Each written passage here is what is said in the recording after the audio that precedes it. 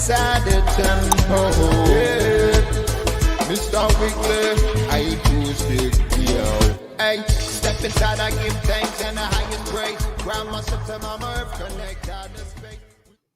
Well, hello there. I'm hoping that I am live. I think I am. Everything is switched on and working, and a chicken has appeared on my face. I don't really want to do that. Hello to you. I cannot believe that Sunday has come around again. Thumbs up if you can hear me, someone. Hello to everyone in the chat already there. Thanks very much to Jamie for his show just a moment ago. If you haven't seen Geo since they're on before me, in fact, he used to be on this slot and very kindly abdicated it, and I took it over and then came back to run before me. And Inky is saying we can hear you, which is brilliant. Inky is our moderator. And moderators are very important because they keep everyone in the chat kind of running happy. So be nice to Inky. Winky? We've had Kinky, we've had Winky, but she's really called Inky. And yeah, she keeps everyone, not that anyone's ever been nasty or naughty in our chat, but she will kick you out if there's a problem. So be careful of the Kinky, Winky, Inky. Today we have an amazing guest, in fact, a co-hosty guest and a full-on guest, which is great. So we've invited back the wonderful Jim Glew, who was on a couple of weeks ago because we've got a lot more to find out about him, and he's going to kind of co-host, which would be great. Never done that before. The wonderful Brian Oliva is our guest. Who has a publishing company called Getsemani Music, but he does a lot of work in the live jam world. He is, well, he'll tell you all about it himself, but he is now retired. Loved music all his life, kicked off music big time when he was younger, rediscovered it, I think, although he never lost it on his journey through life, and now owns an epic collection of keyboards, actually, some really wonderful Moogs, counterbalanced with some Casios of the kind that he was using when he brought up with. So that's kind of be really cool. Got the quiz as usual with Lula May. She'll be around. We may have a power cut. I've just had a text from the power networks to say that the power may be switched off. They've just said in your area, which may or may not be us. They said, we can't tell you if it's actually you, but if I disappear, I think what will happen is the stream will probably stay running, and then leave it up to you guys what you want to do. I'm not sure if you'll be able to switch cameras or stuff. I might try and invite Jim to take over the controls. I'll see if I can do that once we get setting up.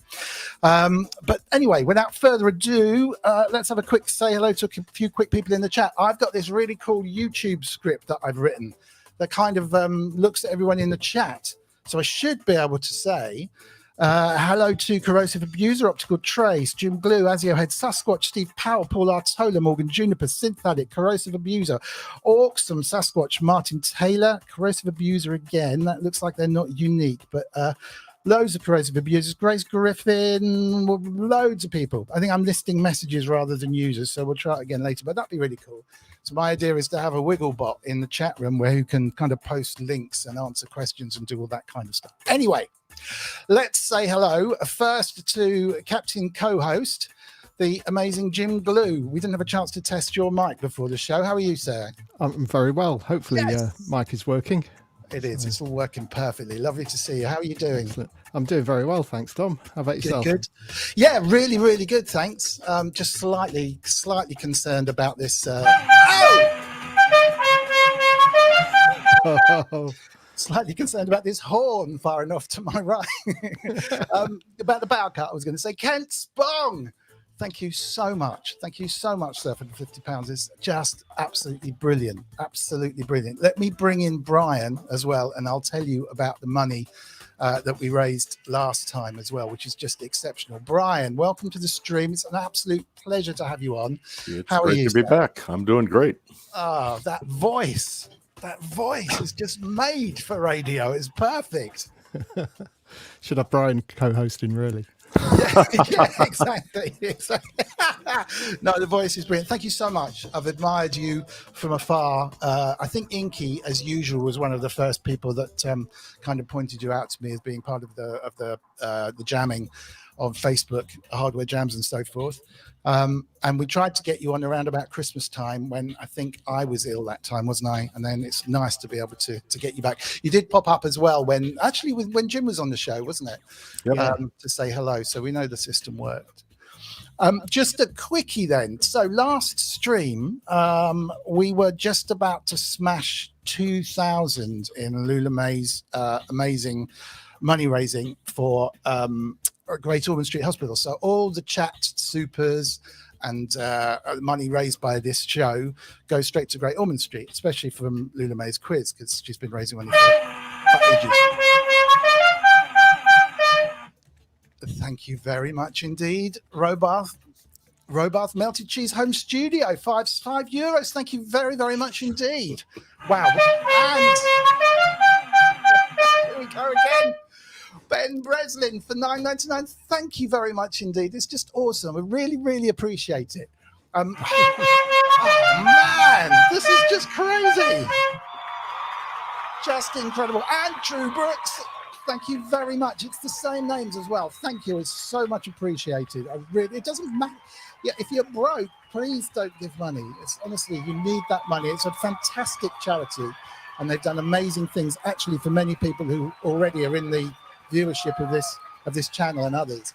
I've been quite surprised actually by the number of people who've got in touch and said they were amazing for my children. They're an amazing company. So thank you very, very much indeed. Anyway, what I was going to say was, if I can just find the channel that we're on. So hold on. Let me just find the screen of the charity itself, because it's a Just Giving page. And 1 second, maybe I can't find it. I'll show it to you in a second. Anyway, what happened was we were £76 away from £2,000 last week, and everyone kindly donating. When I went to check the Just Giving page, it turned out that Jek, J-E-K, had donated £76 directly to the charity. So it was already bang on £2,000, plus all of the donations that we raised last week. And he's an amazing guy. With YouTube take a percentage and I make it up myself, which is absolutely fine because I really enjoy the horn going off, kind of. I definitely enjoy the interaction, and that's a small price to pay. So I make up the difference, so the money does go to YouTube. If you go direct, then obviously I don't have to top up the difference, and he'd just gone direct, but we don't get the alerts until afterwards. So I'm going to work on that. I'm going to work on a way that if you donate directly, I don't make up the difference, but we still get the alerts like this. But Jack, thank you so much. I thanked you in the Discord. Wowzers. Synth, thank you very much. Thank you very much. $10. Dr. Synth, thank you very much. $10. This is just incredible. I think you collided with a double. Maybe we're missing them. So we've had Wagoo, thank you very much.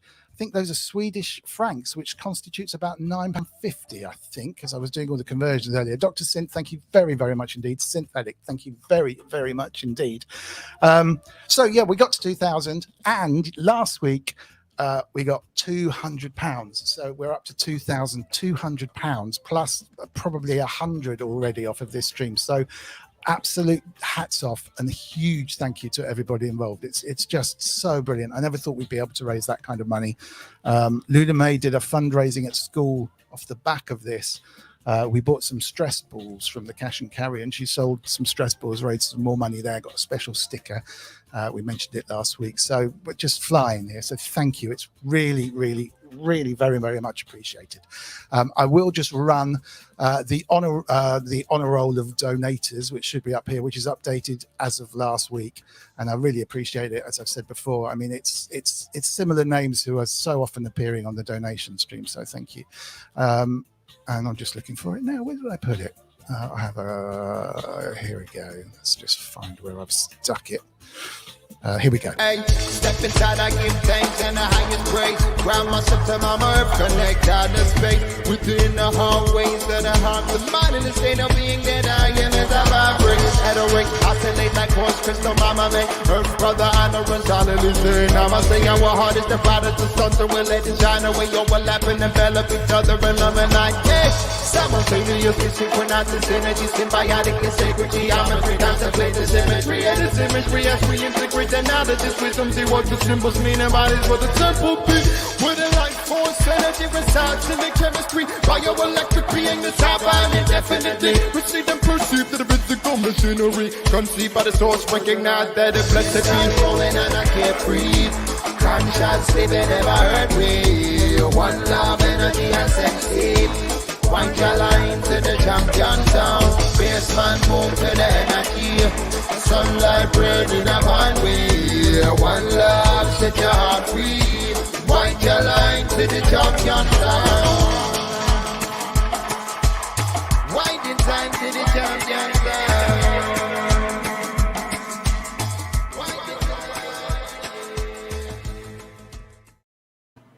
Wow, thank you so much. We've actually run out of space on the thank you video. There's a limit of 200 megs to upload videos onto StreamYard.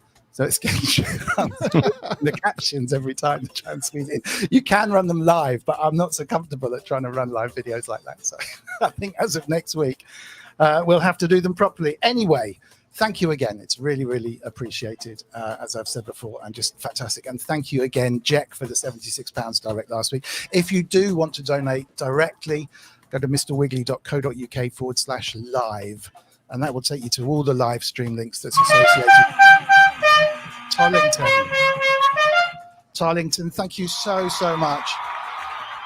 Another 8.99 into and a new name. So thank you very, very much. You will appear on the honor roll next week. So thank you, I really do appreciate it.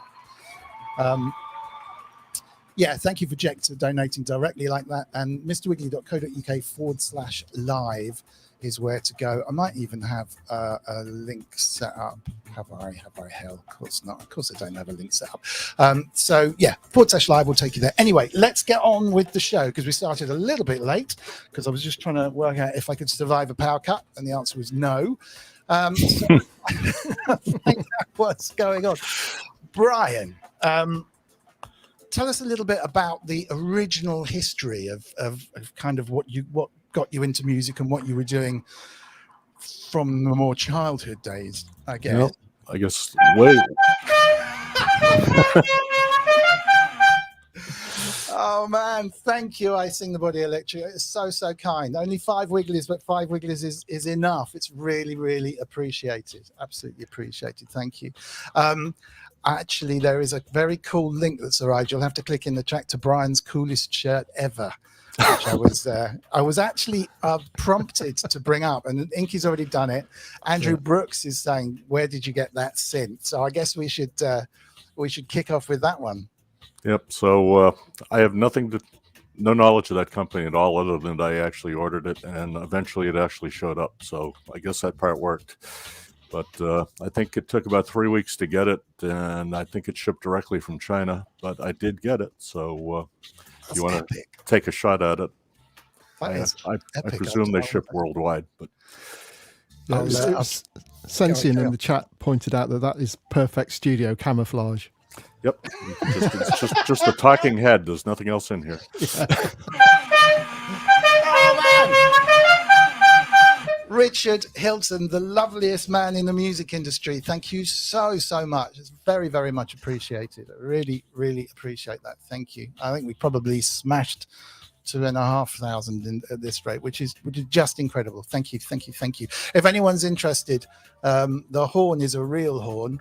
There's a few new viewers, which is great. Thank you very, very much for that. And we're picking up a bit of steam now, which is brilliant. But this is the Wiggly Horn. Let me just lose Richard's very, very kind comment. Thank you, Richard. I very, very much appreciate it. So that's the Super Chat horn. It got too noisy, so we stuck tissue in the ends of the horn. It's like a proper car horn kind of thing. And that was still too noisy. So we covered it in the incinerator, which is part of the plugin that I made. I sampled stuff being recorded in the incinerator. So that is actually... That is actually in the corner of the room making that noise. And thank you again. This is crazy. Will Joseph, 100 DKKs. Anyone know what a DKK is? Danish krona. Danish krona. Thank you so much. That could be £1 million. It could be a penny. It really doesn't matter. Thank you. Will Joseph, you are a wonderful person. Thank you for doing that. Will we be able to talk detail to Brian? Time will tell. Thank you. Any questions in the chat, fire them away. I'll try and keep an eye on them as they come through.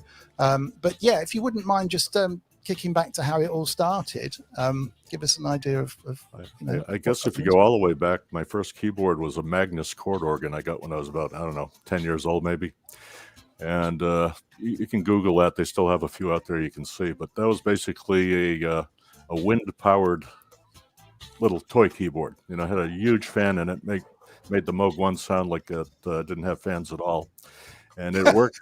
It worked just by blowing air. You know, when you pressed a key, it was like a harmonica almost inside. So when you pressed a key, it would let air pass through it, and you know, it would make sounds. So That's like my horn.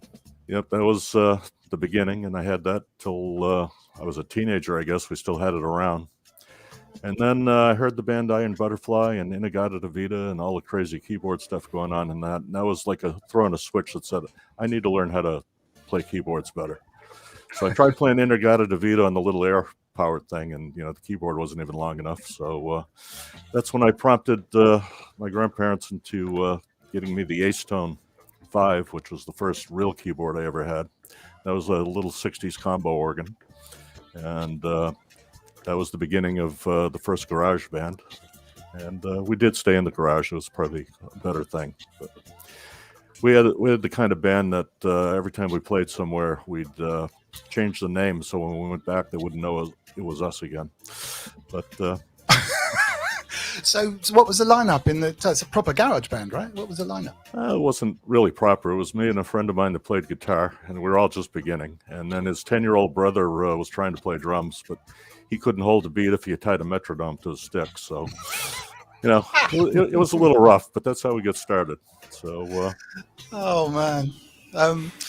Jan Setter was saying, is there a plug-in emulation of that thing? I presume she's talking about the original organ you were talking about, rather than the Wiggly Horn. What was it again? Because it definitely needs investigating. There's a Magnus, Magnus chord organ.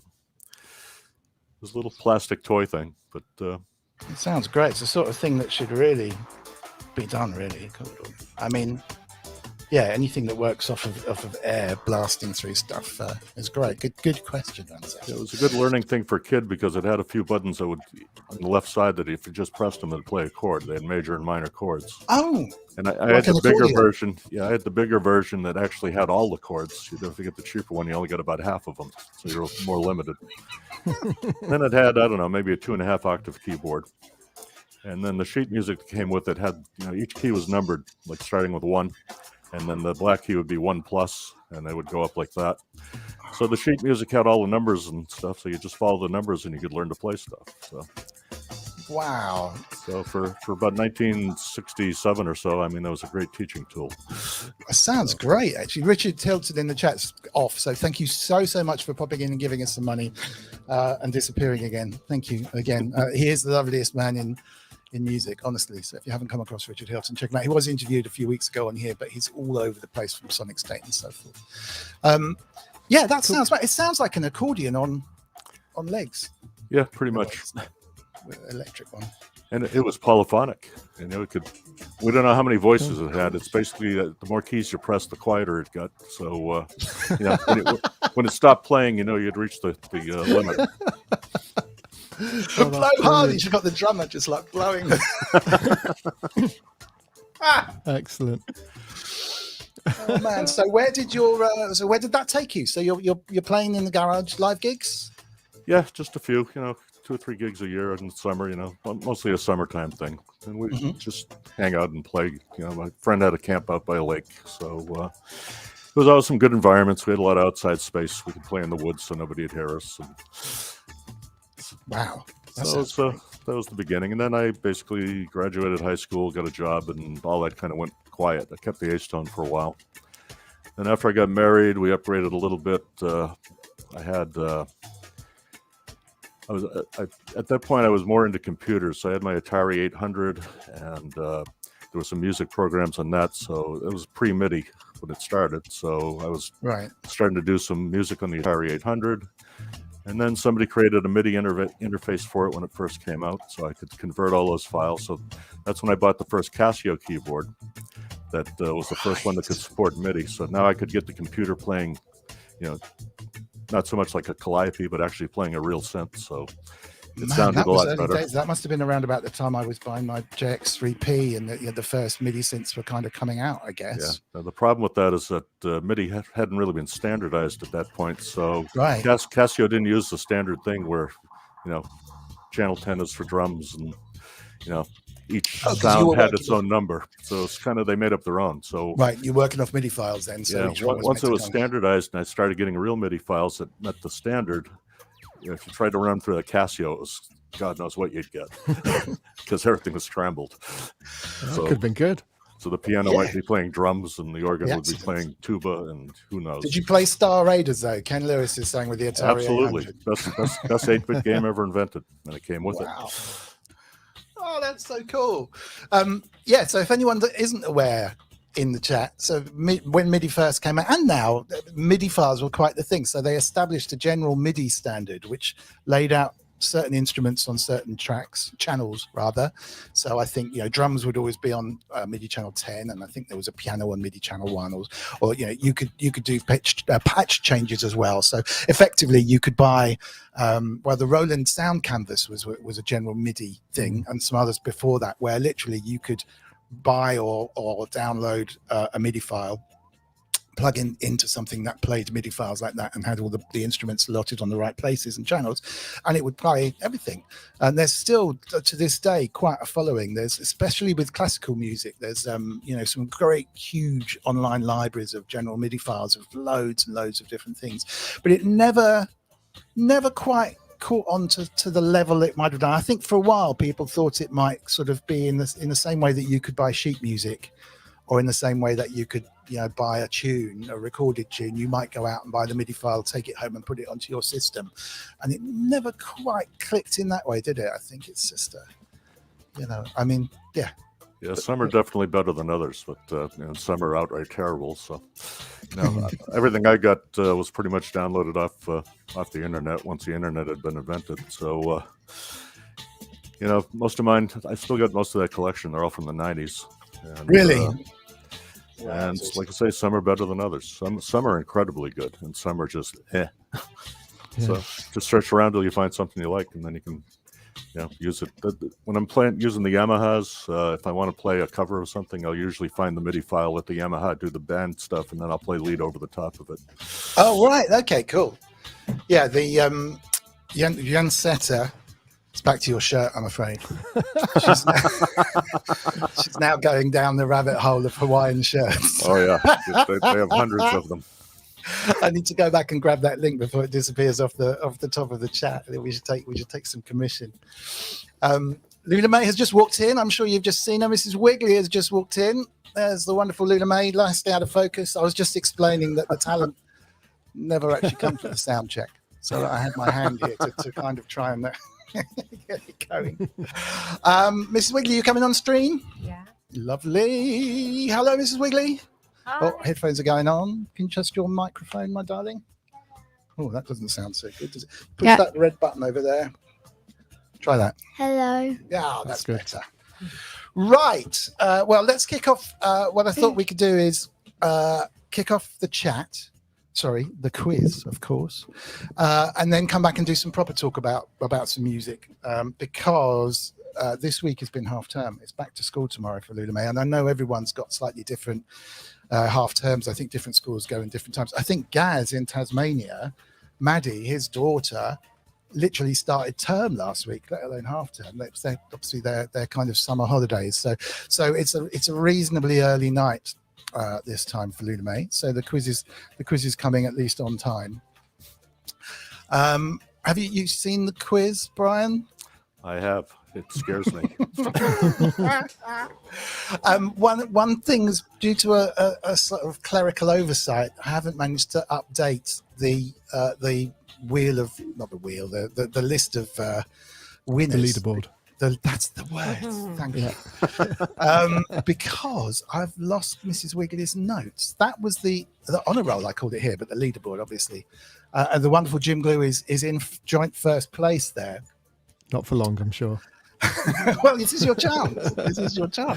Unfortunately, behind me, as well as the spot for Mrs. Wiggly to do her thing, we watched films and stuff, and Luna May had a couple of some sleepovers over the half term, and the notes have disappeared, but we'll find them. We will find them. Anyone? Because Mr. Wiggly never loses. I noticed that I didn't say Mrs. Wiggly's clerical error. No, I know I don't lose anything. I do have a mute button here. Can I just say, Yes. is everybody aware that we might actually have a power cut at any minute now?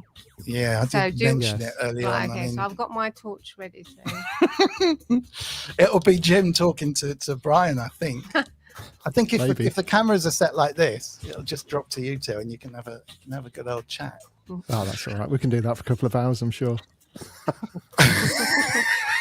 And Sensien, did I find my keys? Actually, no. No, No, not at all. still not doesn't at know all. where his wallet is. It's all Have you gone. checked the fridge? You two know each other, don't you? A good reminder from Wagoo to check the live chat. So if you're watching this on repeat, I'm sorry, obviously you can try the quiz, but you won't get any prizes or much going on. If you're watching live now, get in the chat and search by all comments, or just sort by all comments, not by best comments or something else, whatever it's called. You should see everything. Also, if you're not logged in, if you're just watching us, I know there are a lot of people who watch actually and don't comment in the chat, which is perfectly fine. But it would be lovely to kind of see you, even if you just pop in and say hello, so we can just put a name in there and go, oh, that's great, see you again. So all you need to do is have a log into YouTube. And the good thing about having a log into YouTube, they're not going to kind of chase you around the internet. It just means that you've got your favorites stored. It's the suggestion algorithm is pretty good on YouTube, actually. So, for example, if you're like one of our viewers searching Hawaiian shirts, it will probably find a bunch of Hawaiian shirts for you, which is great. That's why me and Mrs. Wiggly have separate accounts, because clearly I don't want to be, don't know what you watch on YouTube, to be honest, but it's probably not something that should be coming up on my recommendations list. Anyway, are you ready? Okay, so it's open to the chat. It's open especially to Brian and especially to Jim.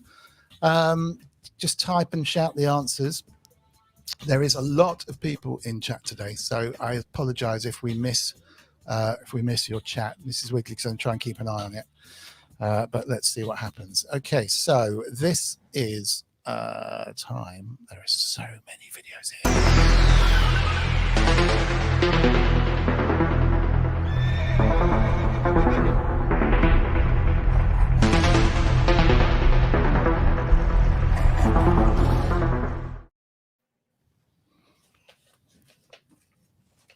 What drink did I have at lunch today?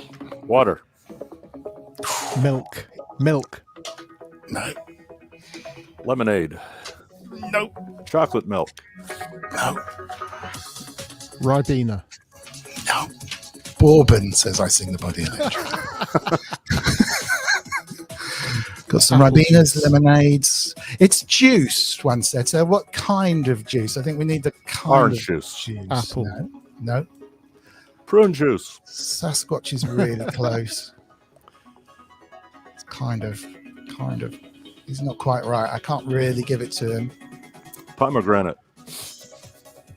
Nope. Tequila, says Andrew Brooks. Tropical Yeah. juice.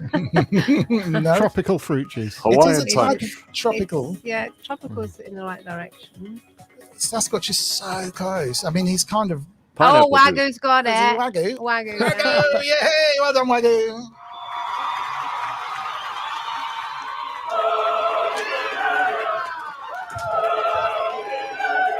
Great stuff. Very, very well done, sir. So Wagoo is clearly out there in the lead. No one was even close there. Watch out for the people who jump in now and all type mango. Yeah, here they come. Inky the cat, Tollington, Grace Griffin. They've all got mango. Quick, asiohead, mango. Apart from Sasquatch, who says balls, which is not quite the right answer. Right, well done, Wagoo. Okay, stand by, everybody. Eyes down. Here we go with the next question. Coming up now.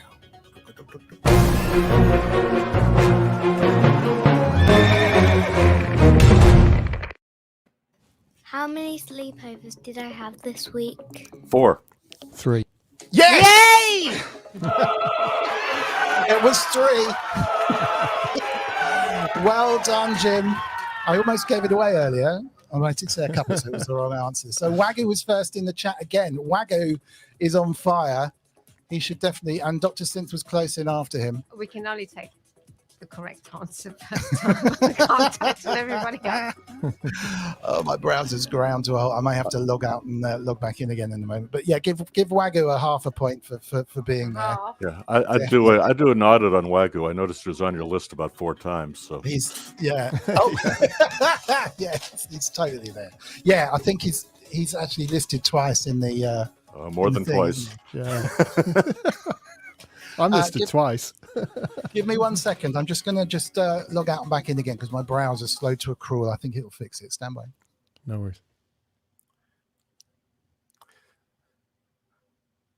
This is where we get control, right? I think so. This is it. We take over now. Can you lock them out? I don't think I have that much control. But I'm sure Wagoo's got some like AI bots that are just sort of picking up the questions and searching what the answers are and putting them into the chat. Okay. I'm not there. No, you're not there. You're coming. Well held. We're back to normal. Something extra camera. Something happens and we're just kind of slow to a crawl. But I've never actually taken the risk of completely logging out and back again yet. Okay. Get Lila May in the camera. Here she comes. All right. No, Nope, that's wrong Mrs. camera. Wiggly. Yeah, I'm in charge. There's Brian. Oh! Thorsten Tobias Hines, you wonderful person. Thank you very, very much indeed for the £10. All the best, Brian. Jim, I uploaded a new pic, and all the best to the Wigglies. Thank you, sir. That's very, very kind of you indeed. I really, really appreciate it. This will be our food war. Nice. Well, I'd like to introduce a new theme later, but I didn't have a chance to record something. But we can talk about that, food related. So maybe Thorsten, if you're around later, we can bring the battle of the food up. But it's good to see you enjoying life again. Love to you and your family after such a terrible kind of new year. It's all come together for you, so I'm very, very happy for you. Right, back to the chat. Eyes down for the next Bonus question. Oh, it's a bonus question. Okay, here we go.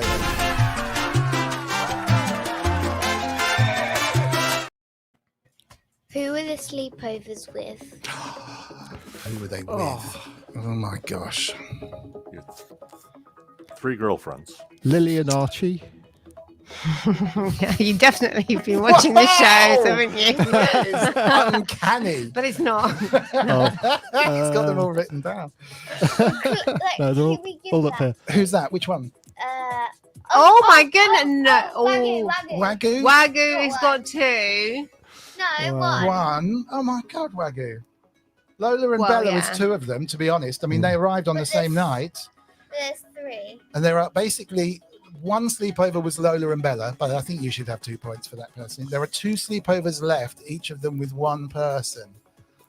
So let's One see. we've never mentioned on the stream. Yeah, I think one is a new name. It's not Poppy though. Good guessing. She's been in America.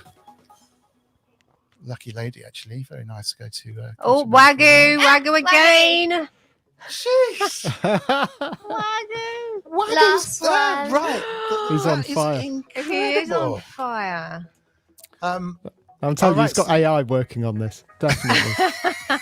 I check your house for electronic devices. Exactly. Surveillance. Listen, if we get cut off, Wagoo can just dial in. I'll send him the list. Send him the link, and he can just take over. There's one name that I don't think we've ever mentioned on stream. No, so we haven't. It's No. a friend that's new to the stream. Well done, Wagoo. You must have got about 5 points so far. It's not Ty Unwin, Wagoo, but a good guess. Ty Unwin coming from a sleepover would be a lot of fun, I know. Begins with, do you want to do a begins with? G. Begins with a G. Gemma. Not quite. Gloria. Nope. Gladys. Nope. Gina. No. 2 syllables. Will Seth is Oh, kind of Gracie. there. Will Joseph, I think, should Oh, yeah. he get it for that? Yeah. Yeah. Okay. Well, Luna May's quiz, Luna May's rules. Absolutely. Well done. It's Georgia. But we'll take Georgina from Will Joseph. Well done, sir. So, how many points did Wagoo get? 2. So you're in charge of the points, darling. 3, I think. 'Cause He got Ella- 3. 3. Yeah. Okay. Jim says through gritted teeth. 3 points. 3. Okay, what's the next question? All right. This is a picture question. Yeah. Okay, we got a picture question.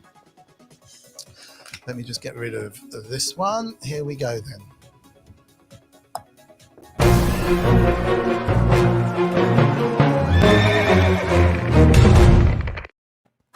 How many Brian?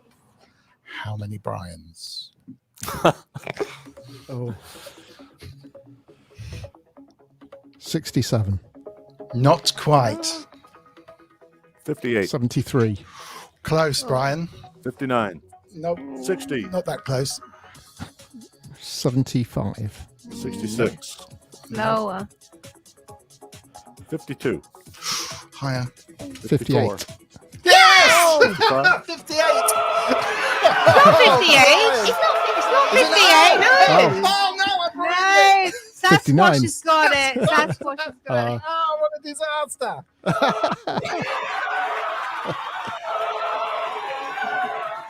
What an idiot. Sorry about that, everybody. I got really excited that Jim was going to get a point then. I was just using mind control to convince you that I'd got the right answer. Hang on, but Adamski. Did Adamski A get it? Adamski has got 54. Oh, Wagoo up got 54. here. No, Adamski got 54. Did he? Yeah. I see a Wagoo 54. Oh yeah. You want Jan Setter got a 54 and Adamski got a 54 above her. Man, so we were slow on that. Yeah, I think That Adamski was all gets your it. excitement. Oh, it was Adamski so got it. exciting. Yeah. So, All right, let's have another big cheer for Adamski. Love in the chat, please. Well done.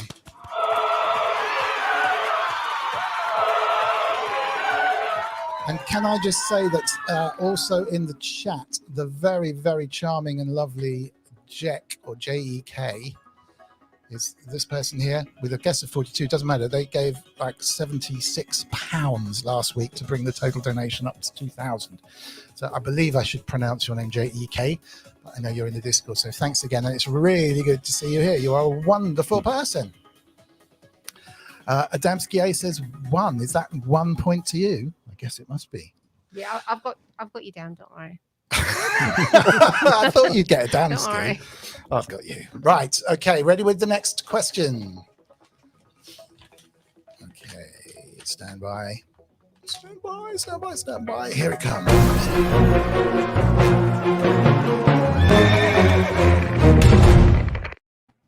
What did Georgia leave behind at our house? What did Georgia leave behind? Her jacket. Phone No. charger. Good guess. No. Her keys. No. Georgia's 10. Pajamas. Good guess. No. She didn't Her have bear. pajamas, like she didn't bring anything. Oh, it was a Teddy bear. surprise sleepover, wasn't it? She Yeah. wasn't intending to stay over, but it was so windy that so she didn't actually have a toothbrush. Dr. Synth and Synthetic, her shoe, dressing gown, teddy, hat. phone. Sock. Was it a hat? No, No. it wasn't a hat. Yeah, it was a hat. Yeah, It was a yeah. hat. I think. But what yeah. type of hat, though? Ooh, I think you get a point for hat. What type? Bobble hat. It's More of like Beanie. it's a theme hat. it's a themed hat. Beret. A unicorn hat. Could have been a unicorn hat, but it wasn't. Wagoo again, woolly kind of Oh, hat. woolly. Yeah, It was a but woolly hat. needs, Yeah, What it needs type- a is that theme. Wagoo again? Yeah. What All right. type of woolly hat? It was a woolly hat, and it was themed by a popular brand. If it was not a brand, is it? Oh, Andrew Brooks. Andrew Brooks.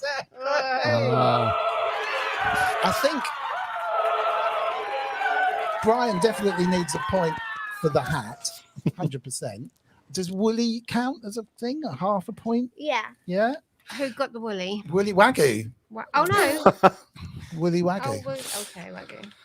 And I know I've got Andrew Brooks down. Andrew Brooks got the Harry The Potter, which I think Brian probably won deserves a and point. Wagoo won.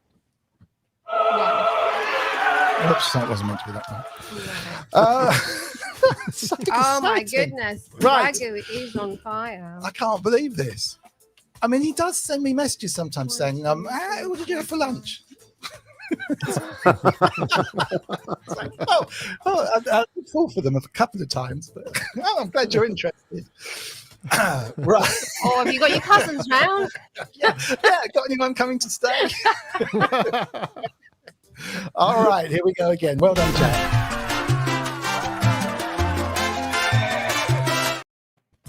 What's special about my shoes? What is special about those shoes? The Heelys. Oh, Well very done. good. Jim is now on fire as well. Fabulous work. Very good. How did you know?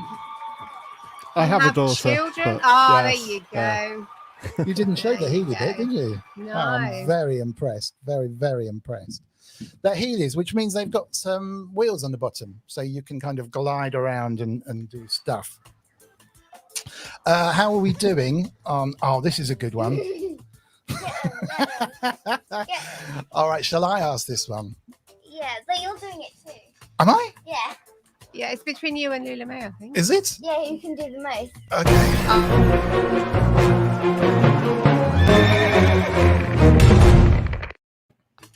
How many giant marshmallows can we fit in our mouth? All right. You need to probably show the size of Yeah, the they're marshmallow. big. I didn't realize I was doing Oh this. my gosh! Right. So this is 7. 7. So, Mrs. Wiggly, Wait can you a minute. keep a note of our wonderful 3. representation guests' numbers? Okay. Let's do Lula May rather than me. I mean, I'll do it, but let's have the guesses Right, as to okay, how let's many have the Lula May can guesses. get in. The- So we'll give you a chance in the chat to.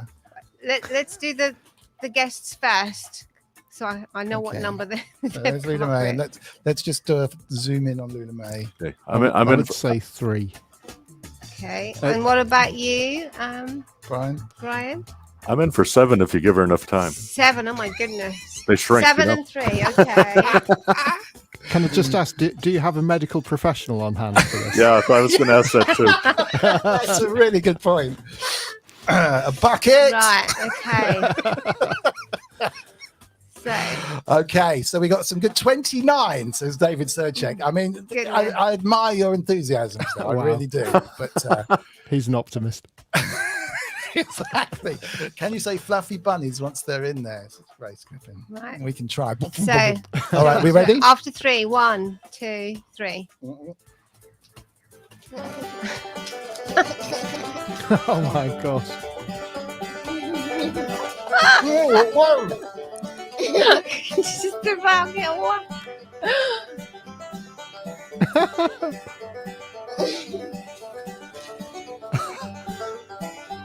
You actually need to get in the mouth.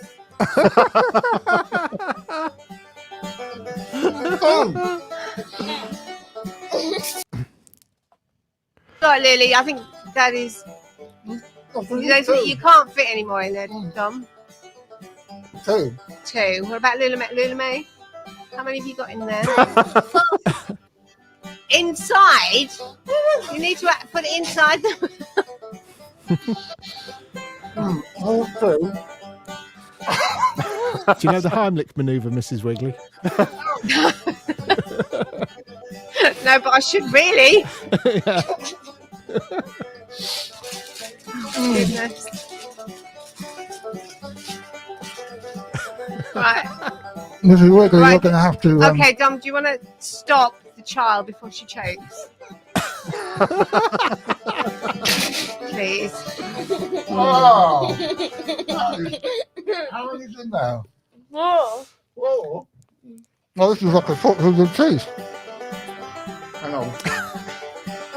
Right, so hang on a second. So, Lula May, how many did you actually get inside the mouth? She says 4. I got 2. Yeah, you got 2. Are you sure you got 4 in there?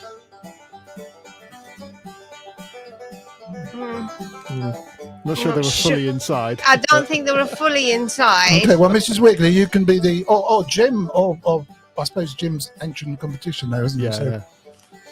Mrs. Right, Wiggly, you so can say- okay, let's see. Let's go to the numbers believe and anyone see. could get I them don't too. think. I think it was less than 4, Lily. Maybe at a push you got a 3 Should we do a 3? at a push. So the That- answer is 3. that has got 2. So let's see who's got 3. Let's see where it comes from. Oh, sorry. Oh, no.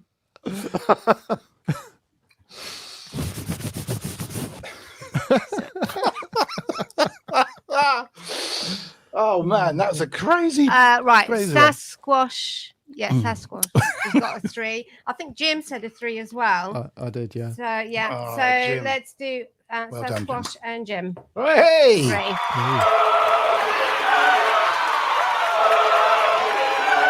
Man. Sugar Yeah, I rush. did actually. Didn't look worried. Was worried. It's a good job the power didn't go out at that point. No. Yeah. I can't imagine. All right, as it's the end of half term, do you want to do a quick spin the wheel, Lily? We'll do a quick spin the wheel as if that wasn't enough. Might give me a chance to take a step aside. Right, let me just see if I can share my screen for a second. Wow, top marks. And well done, everyone in the chat. We don't seem to have lost that many viewers. So let's have a look. Here is a It's spin the not wheel. called scissors, paper, stone. It's called rock, paper, scissors. Oh yeah. Oh yeah, that's true. We did a rock. We were going to play rock paper scissors today, and I thought it was kind of a good thing. But let's see. So I shall spin it. Let's see what happens. Oh, it doesn't have noise.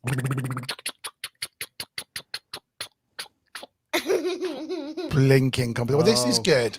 This is good. This translates well into people at different times having different cameras. So time for the blinking competition. All right, let's see if we can set this up.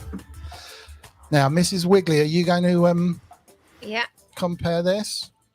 What, is it between all 5 of you? Yeah, 4 of us, unless you're doing it. No, as no, well. no. Oh yeah, 4. No, Let's see if you can see my eyes. 5.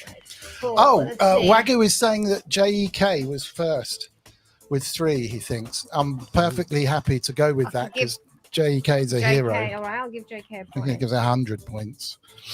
1 point. 3 plus 2 is 5, Inky says. Yeah, and you are moderator. Good maths. Oh, I see. Probably 3 plus 2. I get it. Sorry. Okay. Right, okay. Ken Lewis is just saying, just before we do this, 50 watching, 36 thumbs up. Do please give us a thumbs up, actually, because it does help with the old algo on YouTube to people to go, come and watch us. So that would be great if you haven't liked. And do give us a subscription if you don't mind. Okay, you count us in then, Mrs. Right, Wiggly. Okay, so after 3. 1, 2, 3.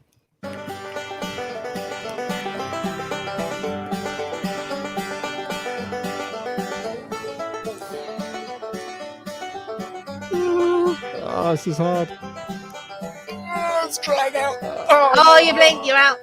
Mrs. Wiggly's Oh. out. Oh, this is My eyes so itching. bad. Brian's a pro. I can see, look.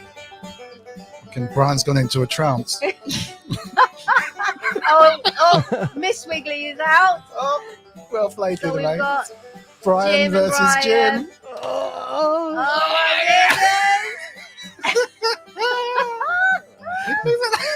goodness. Oh my goodness, this is a proper competition. Proper, isn't it? Oh, Brian. Yes, Brian's yes, in yes. Well Yeah. deserved point to Brian. Well done, sir. I wasn't going, Paula. Give up. That's awesome. Oh, okay. Amazing. Eyes of steel there. Not too much to do. But there is time for another couple more questions from you if you want. There's only one question. There's one annual special question, isn't there? I finally found something I'm good at. Yeah, that's true. Okay. We've got the jokey question to come. So let's do that. And then we've got Lula May's big question. Oh, sorry. I I was just feel laughing. weird after those marshmallows. Sorry, Jim, what you saying? Yeah, I was just laughing at Kent's comment. Oh, there. I mean- Check see if Brian died.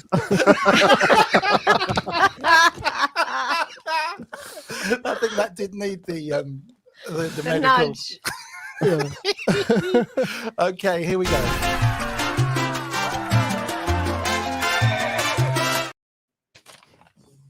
Oh, look at the way you've gone out of focus and drifted off the screen. This is what always happens. I don't know. Where do you learn to make a banana split? Where do you learn to make a banana split?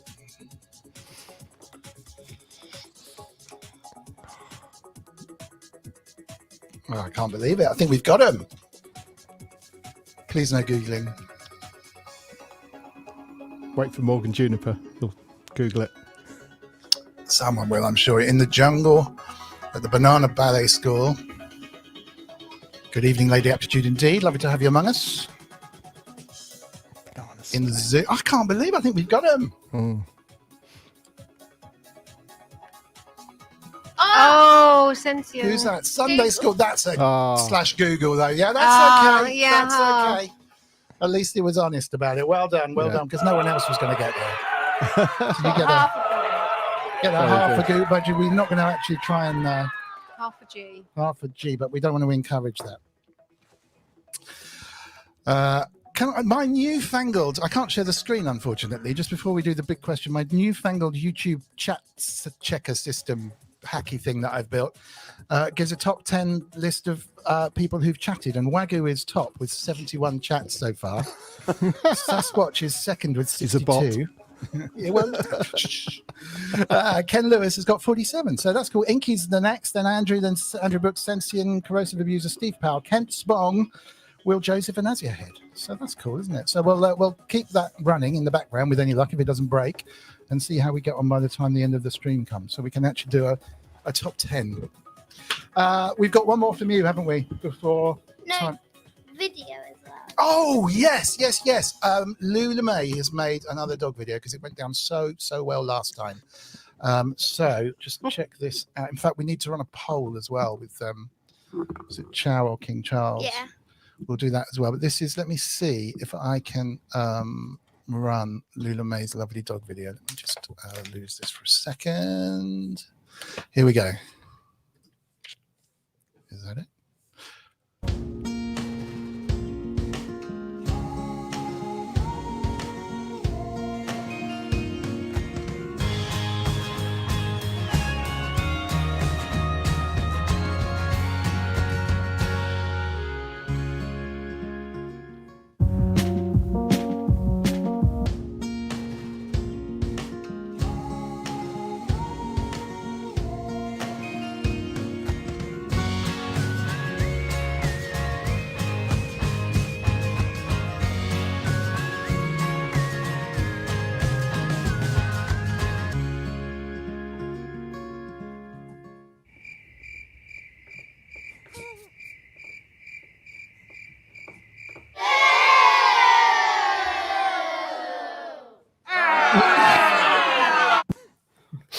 Good work, sweetheart. Good work indeed. That was brilliant. Absolutely brilliant. So yeah, all Lula May's own work. She's racking them up actually really well with all your video making. So fantastic. Big round of applause for you. I've just put the poll up. Just put the poll up in the chat. King Charles Spaniel or Chow Chow, both of which were featured in that video, right? So the Chow Chow was the bare, furry-looking one. King Charles Spaniel was the one that looked like a King Charles Spaniel. So all good there. And we now just have Lou LeMay's big question, which is for Brian. Let me just see if I can bring you back partly on screen. Not much. Okay, so stand by for Lou LeMay's properly big question.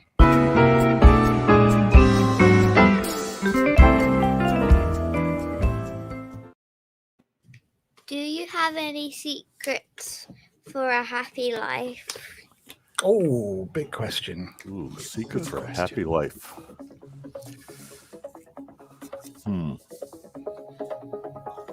It's probably not quiz music, is it? This is probably chills music.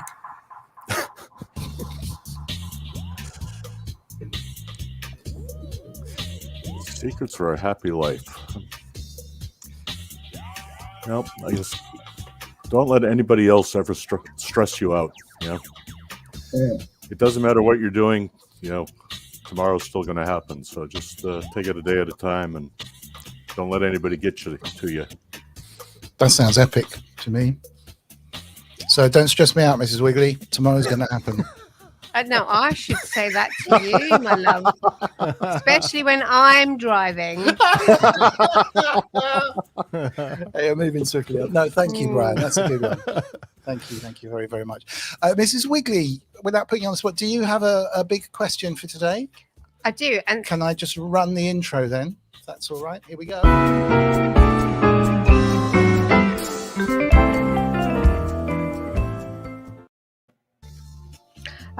I do, and this one is actually for Jim because Dom showed me a rather yummy dish that you pulled off the other day, and I think it involved tofu. And I've never ever done tofu, and yeah, I was wondering what your tips are on actually making tofu.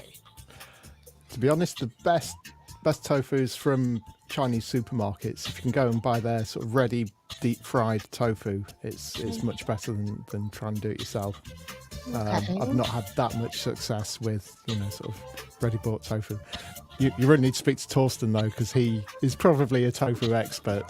Oh, okay. Yeah, due to his Japanese influences in his life. So yeah. Oh, cool. All right. Well, I'll make a note of that.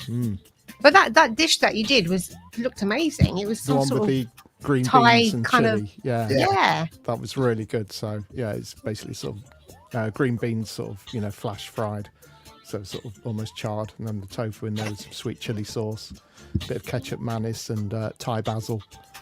Absolutely loads of Thai basil in there. It's just really nice. Yeah. Okay. Very tasty. Cool. Might need to ask for that little recipe. I was going to do a kind of Jim Glew's tofu's tips or something for a weekly kind of. But we should have Jim Glew Torsten's tofu tips or something. Anyway, as a kind of pop up and give us a weekly dish, because you're doing it almost daily at the moment, from what I can see on. On pretty Facebook. much. Except for when I've got leftovers. It looked great. It looks really, really good. But yeah, I think me and Torsten need to have our own channel. I think for doing sort of totally. The Jim Glew cooking channel, as Andrew Brooks is saying. No, excellent. So if you're not a mate of Jim Glew's, I'm sure you could be on Facebook. So say hello to him. He's a friend of mine. If you want to look him up. We have a request. And you can see his amazing culinary expertise at the moment on a daily basis. Man, something's going wrong with my head. Adamski is saying, Mrs. Wiggly, can I see your hoodie? Probably. Oh, here we go. Oh, it's just stussy, isn't it? Very it's nice. not a stussy, no. It's very, very deceiving. I love stussy, but this one's not. It's actually a super dry one. Oh, right. That's Brooklyn. That's a real rip of their logo, isn't it? It is, definitely. I know it is, isn't it? When I bought it, I actually thought it was to see, but it's not. Yeah. So that's the hoodie. Very good, Mrs. Wiggly. Very comfy. Oh, it's lush. Lush. That's a real West Country phrase. It's lush. Girl lush, they used to say in Bristol. All right. Well, I think it might be time. It's time for bed. Bed. So big thank you to Lula May. Thanks again for a wonderful quiz. Thank you again to everyone who's donated. If you fancy throwing £1 our way towards Great Ormond Street on Lula May's behalf. Thank you, everybody. Thank you. Thanks, chat. See you soon. Bye, guys. Bye. See you Bye. soon. Bye. Night, Lula May. Right. Huge love for Mrs. Wiggly and Lula May on the chat then. Thank you. Big round of applause. Thank you very, very, very, very, very much. A drunken Stussy. I'm just going to regroup here. I'm going to put on a track that Brian put together for Hardware Jams, and hopefully this will work okay. There was some talk last week of the audio quality not being great, so I'm going to turn the mics off, and hopefully that will make a difference. And then we'll regroup afterwards, and we'll find out more from Brian about music, etc. So give me 1 second to see what I can do.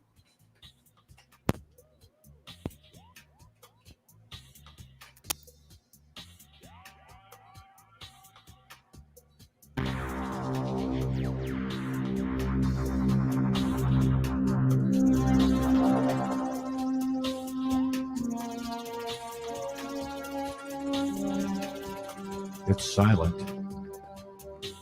may have different communication methods. Okay, let me just see what's going on. I can hear it, but I've also got the background music on. Yeah, okay, so let me just kill this. Did it come back on when I flipped the microphone on? Hang on. I'll tell you, if I do this, hang on, I will run it again. Hold on.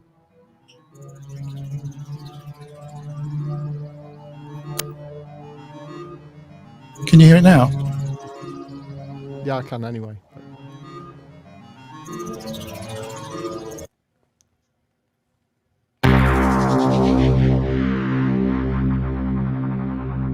That's better.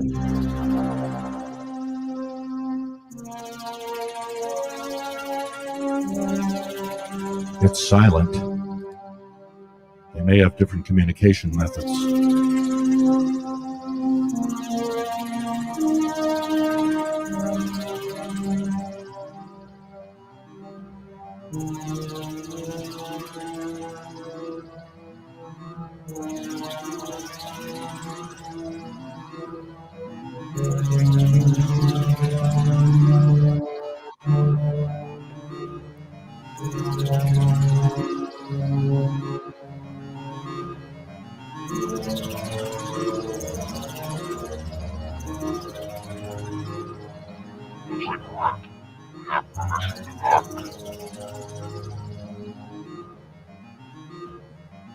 Guide the shuttle in for landing.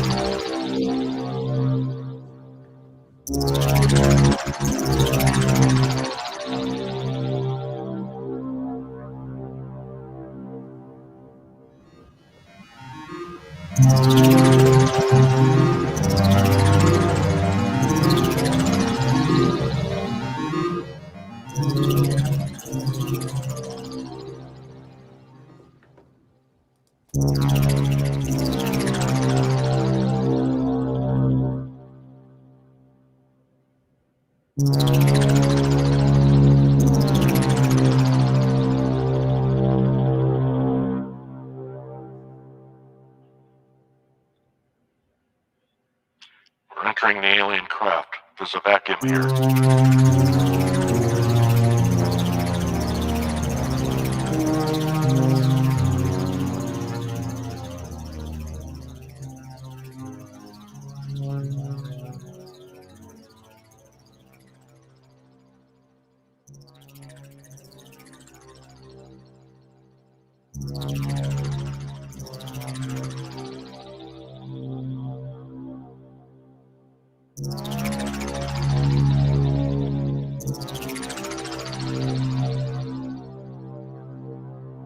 Look at the material. It looks like some sort of aluminum alloy. Medieval.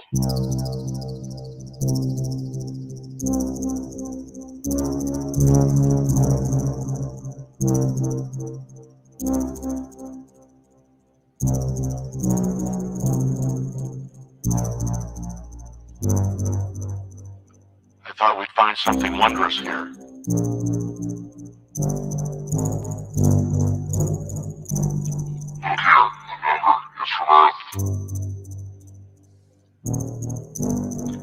Nonsense, how could it be out here?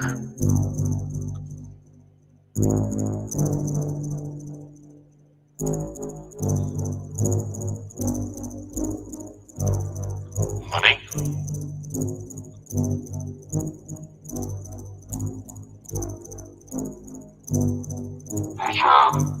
Those were humans. We thought humans. Is an ancient rocket from Earth. From which century? I don't know. Judging by their outfits, let's say the 20th. We found cigarettes, glass, paper.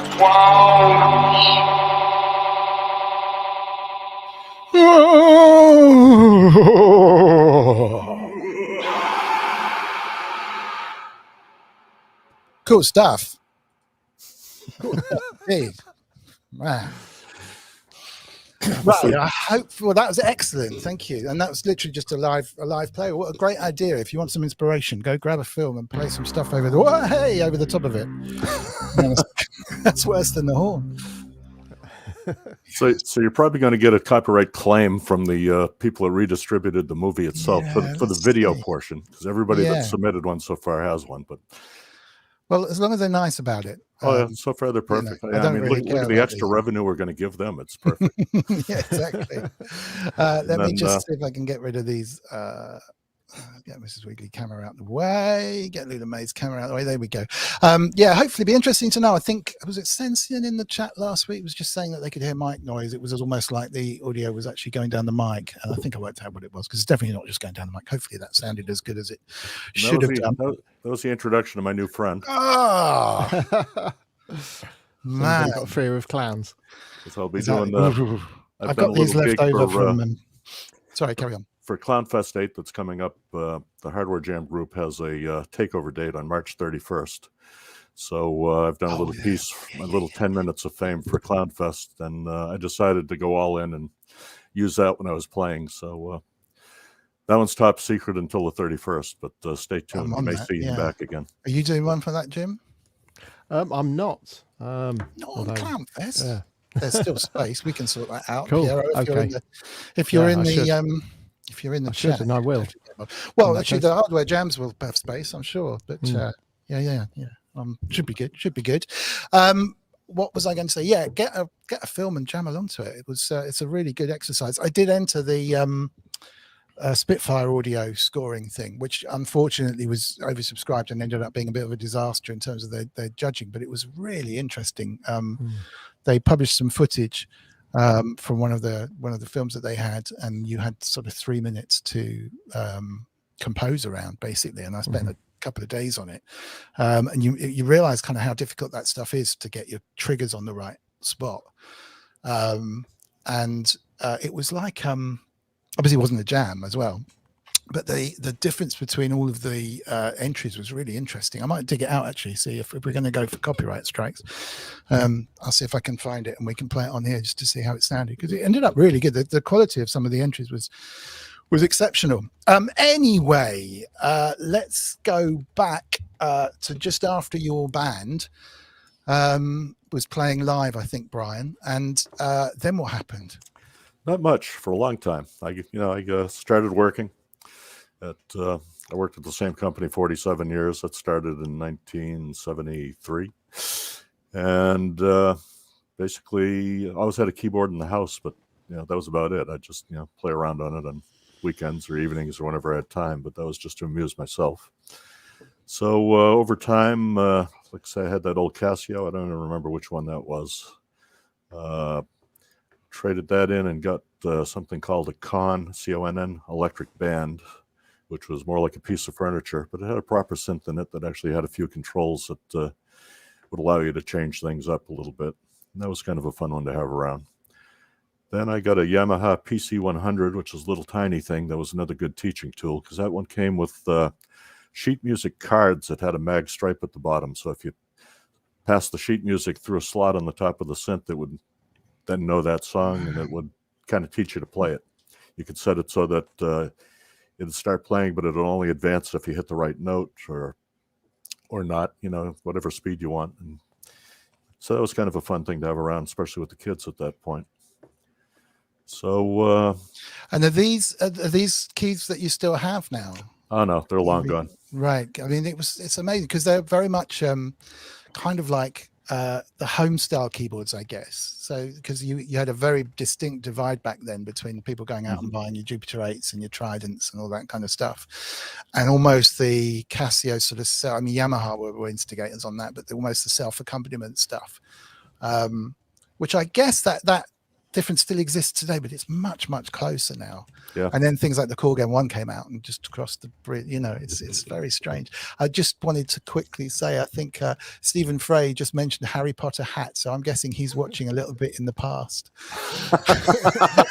which is absolutely fine. It's just a very slow internet connection. But just in case, because I've done that before. I can't remember who I was watching. I think it was ProSynth Network, and I was like posting stuff in the chat, and I realized I was literally 25 minutes behind what everyone else was actually watching. So just in case you wanted to whiz forward.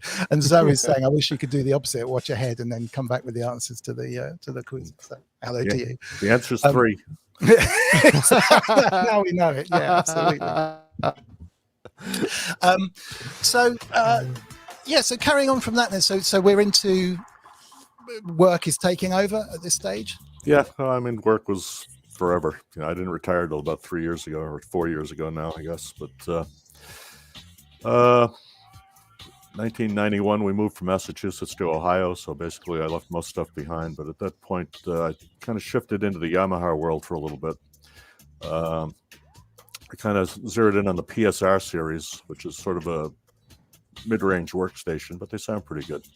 And those are the best ones I had to play all my MIDI files. So, I started getting those in the 90s, and I kept upgrading them as they came through. And I still got 2 of them back here. I've got the old PSR 2100 in the back, and then up on this side, I've got a PSR S975, which is considerably newer. The big difference is that the 2100 input is through a 3-inch floppy drive, and I'm running out of ways to feed it. And the other one runs, has 10 times as much memory and uses USB sticks. So I got that one just as a backup to the other one. I still like the old one because some of the sounds are actually a little better than the new one. But so I keep them both as long as they keep running. And then about the same time after we got here, I kind of zeroed in on the Elisa series, QS series. Got a QS 6.1, which is a little 61 key. Those are made in the late 1990s. And there were 3 versions. The 6.1 was 61 keys, the 7.1 was 76 keys, and the QS 8.1 is a full 88 key weighted keyboard. And that's what this big one is in the back here.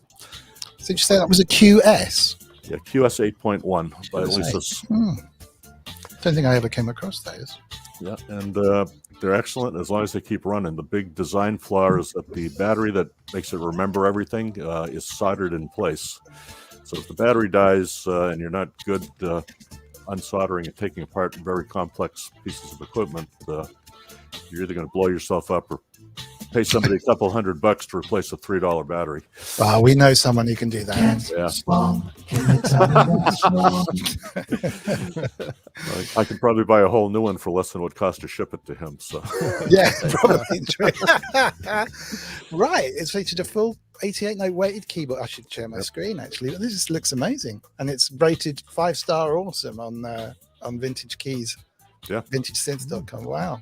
So it's not a controller keyboard; it's a whole sound producing keyboard. Yeah, it's a whole thing. It's got several banks of 128 sounds. So, and then you could get these little cards for it that would also add another bank of sounds. So it's got 2 slots that take that up. And what I was finding over the years is that the cards ran about $100, even back in the day. And I found out anybody selling these things was whether it was fully equipped with all the cards or just stripped bare, they were all selling for the same price. Wow. So I started buying them on eBay, the ones that had all the stuff with them. I'd keep the cards, basically getting them for free, sell any duplicates, which would be a profit, and then sell keep whichever one was the best of the 2 I had and sell that one for what I paid for it, totally stripped. Oh, nice. I did that about 12 times and then eventually upgraded to the 7.1, did that a couple times, and then I got the 8.1. So I started with the little 61 key version and just over time upgraded all the way for free. Just traded out. Fantastic. So, and I got pretty good at fixing them too, because the shippers aren't all that gentle, so a lot of times they come in with broken keys. But I learned how to replace the keys and was able to get parts from them back at that time. So I had my own little repair business too, not to compete with Ken. Steve was saying there's some really no. Steve was saying there's really nice keyboards, and Ken's saying a bit to like the DX7. I'm not sure if he's referring to the keyboards or the synth or whatever, but it looks like a nice keyboard. I mean, they went on to build the what's the monster synth that everyone wants these days that Elise has ended up producing. It nearly bankrupted them. Talking about the Andromeda? Yeah, the Andromeda. So, which is a shame because it's such a sought after thing. But yeah, that looks like a nice synth. And here it's saying, what have we got? 4 stereo outputs, 4 control sliders. I mean, it's equipped like a master keyboard as well, right? Yeah. It's got everything else put into it. Nice. It's got a lot of interesting stuff in there. It's stuff you wouldn't normally hear anywhere else either, because it's like I said, it's from the 90s. So whatever was new and innovative back then is still in there, and everybody forgot about it. So it's all new again. The entire chat has just exploded with Andromeda. Yeah, you're right. Absolutely. I don't know. Does anyone in the chat own one? I'd love one. I just hear all the bad news about, I think the CPUs are impossible to replace or something. Maybe Kent's repaired one or something. Kent's leaving repairing. See you tomorrow on eBay. Jupiter 8 will be 2,000 again. It says Marshall Arnold has an A6 Andromeda. I think Kent's got one. Ty's got one.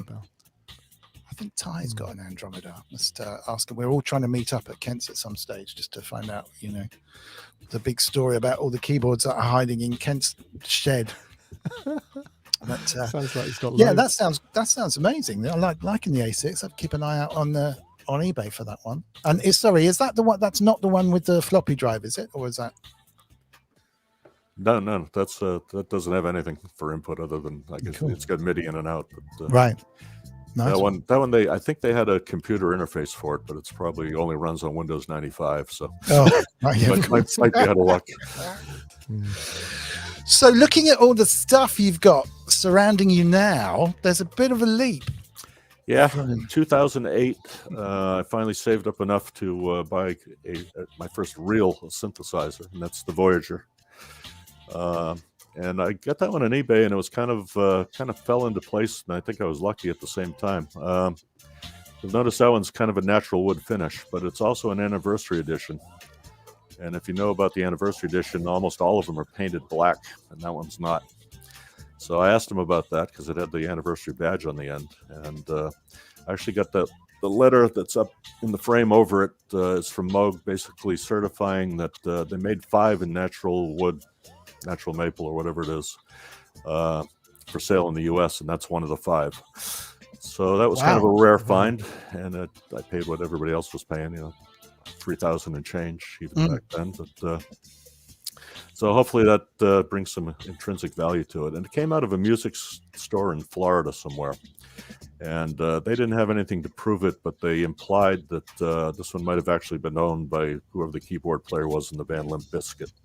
Oh, okay. So that's a nice unsubstantiated rumor, and we'll leave it at that.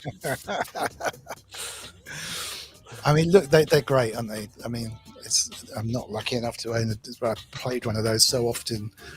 We used to have a store up the road from where I used to live where they had one in there. It's like, yeah, so tempting. I just see ISing as well saying, massive effort at Will not to buy an Andromeda last year, fear of it failing. Yeah, there was a guy who worked for the music stores. I can't remember, he was selling an Andromeda, a JP8 and something else, probably that one.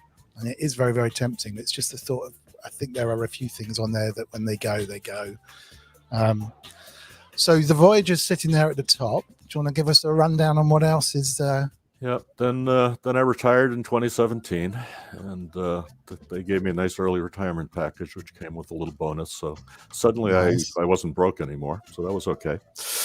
And so we decided to go on my wife and I went out for the first time in a long time on what ended up being a 7-week road trip out, made a big circle out through the western states. I'm starting in Ohio. We went as far east or west as El Paso, Texas, where my dad was living, and swung back down through the south, and then up the East Coast, and the last stop before we came home was Asheville, North Carolina. So we actually went there to see the Biltmore Estate at Christmas, which was very nice. And my very last thing was, we got a half a day before we really have to leave. Hey, surprise, the Moog factory's right down the street. No! Why don't we stop in and look at it? What are the chances of that? So we went on a little tour and met a lot of the guys making stuff, and it was all pretty cool. So I left there with the Mother 32. Oh, cool. Because Cool. they had one of Emerson's modulars on display. That was the same time they were reproducing them on demand. So I think they actually made maybe 3 of them for about 150,000 each. And my wife wouldn't let me buy one of those, so I that's fair enough. How about this little Mother 32? Yeah. It's only about $500. Yeah, get them a little which cheaper seems like nothing in comparison. Yeah, so she was exactly. fine with that. Yes, I brought home my little Mother 32, and that sort of started the gas attack. So between 2017 and now, I forget the exact order, but the Mother 32 needed a DFAM, so I've got the DFAM, and then the DFAM.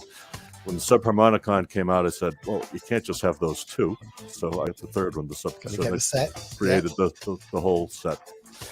And then, of course, I had to get the grandmother because that supported those. Let's get the grandmother one. If you've got the Mother 32, you have to get the grandmother. And they came out with the matriarch, so that's how over this. And somewhere between, they came out with the Moog One, and I'm going, oh my God! If I'm ever going to own a Moog, and I'm really serious about just completing the collection, I need to get one of those. So I put that on early order with Sweetwater, and waited about 6 months for them to finally make it.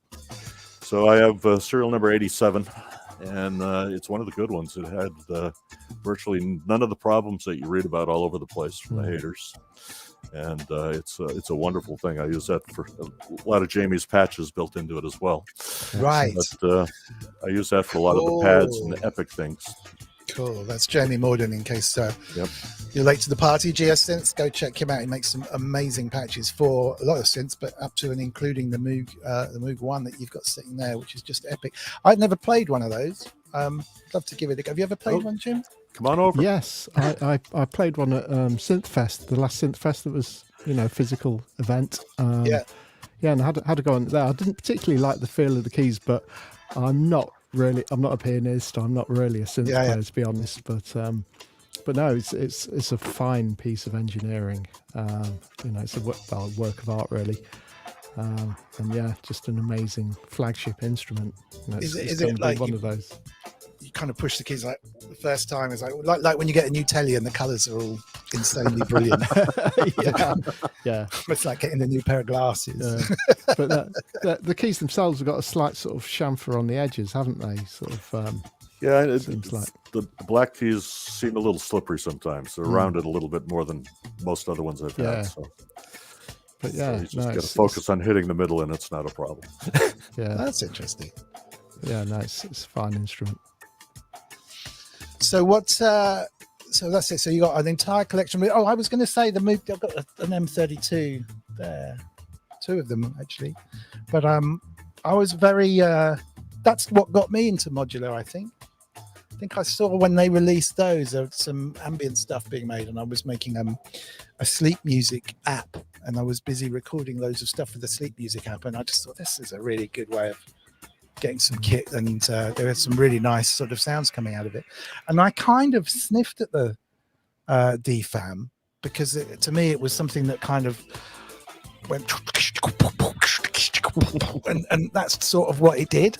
And I didn't get one, so I got 2 of those, and I'm kind of thinking of swapping one for a DFAM if anyone wants to swap one of these, because now I've seen working together, when you start cross-patching them, you can get some really interesting things going on, and it's a really nice unit. And it got Luna May into it as well, because she would just come along and go, well, what's that? And start twisting knobs and making whale noises. And she just got really lost in making noises out of this thing, almost without knowing what she was doing to it. But you can see how tactile and how kind of cool those things are, because it's a bit like picking up an iPad. She just knows what to do. It was the same with one of those. So I can see why it's a slippery slope, but it didn't lead to a Moog One, possibly quite good. Otherwise, I don't think Mrs. Wiggly would be helping us out with anything anymore. And I do have 2 other pieces that just kind of fill in the gaps. I have an Arturia drum brute to do the rest of the percussion section. Nice. The Yamahas actually are pretty well equipped to do all that too. So it's just something for every occasion. And then my most recent acquisition, I just finally got the Boss RC505 Mark II. So I've been using that, like in that little video with the movie. I did the voiceover. The original movie was in Czech, so it was a little tough to understand. Gotcha. So I use that to process my voice to become 2 or 3 different people, and so it's kind of fun. Nice. Plus, That's using it with samples. the looper, isn't it? Right? Yeah. The Mark One. Did you ever have a Mark One? Nope. I mean, there is again, that's something else that Lula May's just killer on. She just grabs bits of percussion and stuff. There's a video of her, which in fact I will dig it out in a second, just making a loop on it downstairs by the piano with some just percussion, and it's just like, wow, this is incredible. So yeah, that's neat. So how have you got that set up and configured in your system? Is everything going through it, or? Kind of. I still kind of make it up as I go along, because I have just enough knowledge to be dangerous, and without really knowing anything. So basically, everything in the room goes into a 16-channel mixer, and then everything comes out of the mixer and takes a couple different routes. One that goes straight to the amplifiers. Then we've got a couple Roland KC6 or KC300s, I guess they are, back in the back. Or no, it's KC600. I'm sorry. My older ones are PVs, and they were KB300s. So okay, I was getting the numbers messed up. And then everything comes out of the mixer and into the looper. So and basically from there into the audio interface. I've got to focus right down under the desk here. So there's a few different ways. Depending on what buttons I push, I can route things in different ways for different things. If I'm not careful, I do a feedback loop into the thing and can blow up the room. Yeah. So, yeah.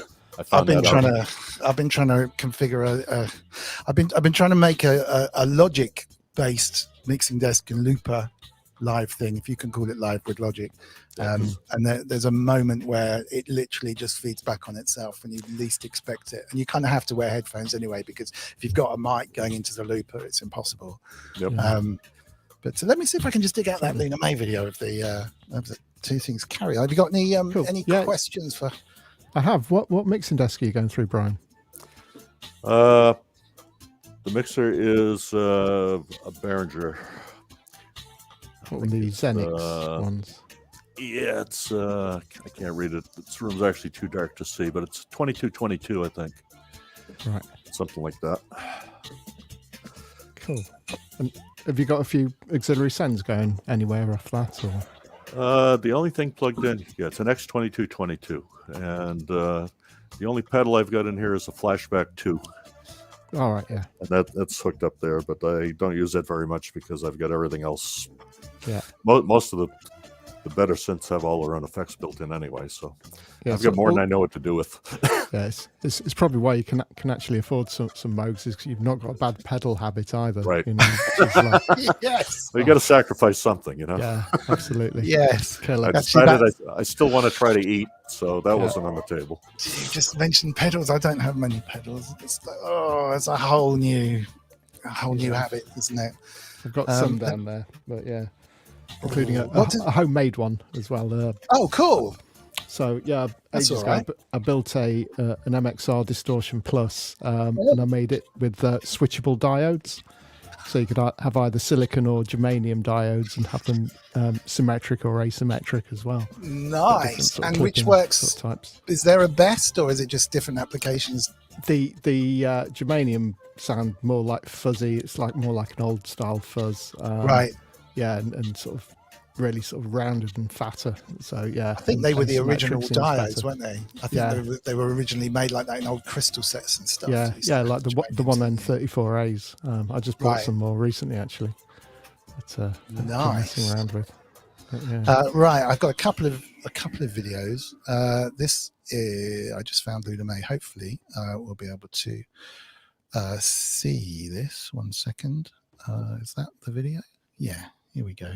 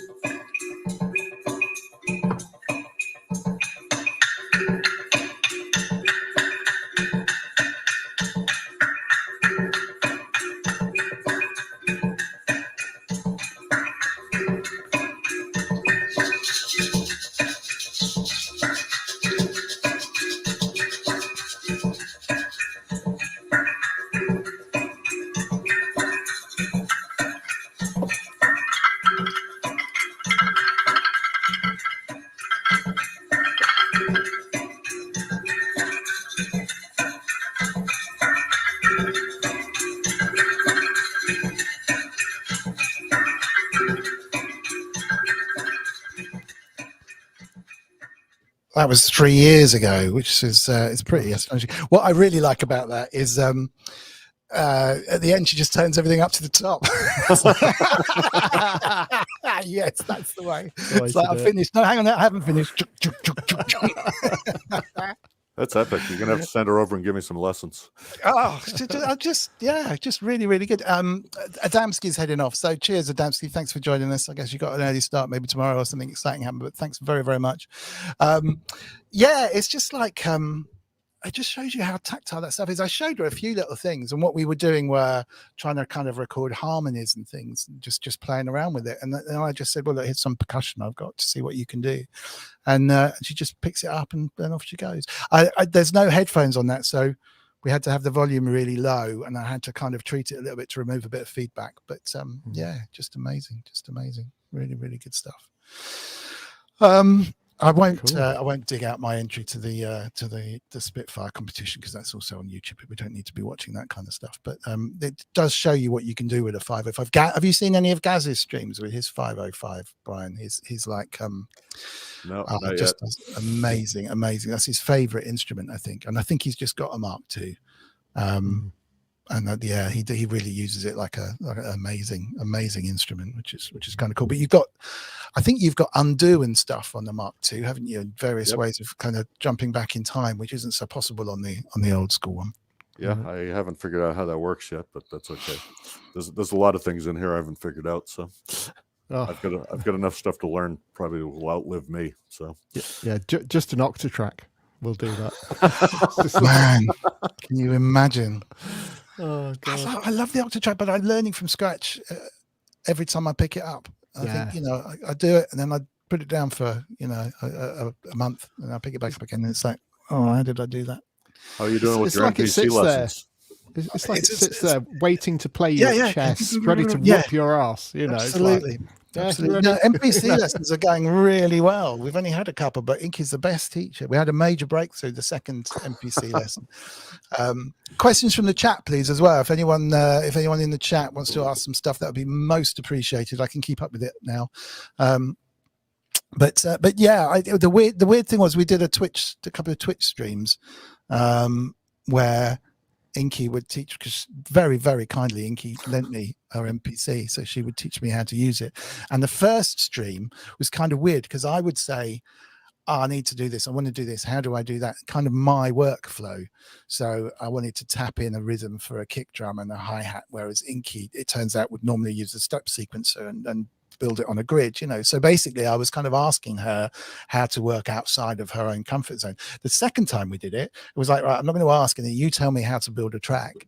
And it just went brilliantly. And it was like, actually, this is a much better way of working, So it just goes to show, as soon as you say, well, hang on, I want to do this, if it's not in your own comfort zone, there are always multiple ways of achieving the same thing. But I was very impressed, actually. And I'd not used one since before their updates had come out, and it really turned into quite an epic thing. So I don't really know what I was missing, but it sounded really good. And it was very easy to understand and very tactile. I mean, I've been a Deluge fan forever, but I say that's now approaching Deluge. They are now equal instruments with different workflows. I said there's a lot about the Deluge, which is nice. It's kind of a limitless thing, but it used to be beating the MPCs kind of with no problem, just from the way that it worked. Whereas now I think you can probably achieve similar things on both. Oh, thank you. No, thank you, Inky the Cat, for lending me your wonderful, wonderful thing. It's really, really good. Have you thought about modular outside of the Mother 32s and stuff, going down the big rack of stuff, Brian? I mean, that's the thing to lose your money over. No. First, the room is pretty much full at this point, right? And plus, I'm out of inputs wherever I am. So, I've actually got a little 4-channel mini mixer that all the semi-modular stuff feeds into to go into one channel on the big mixer. Nice. Otherwise, I've exceeded my limits already. Nice. So your workflow is basically press go, jam, record to 2-track, is it? Pretty much, yeah.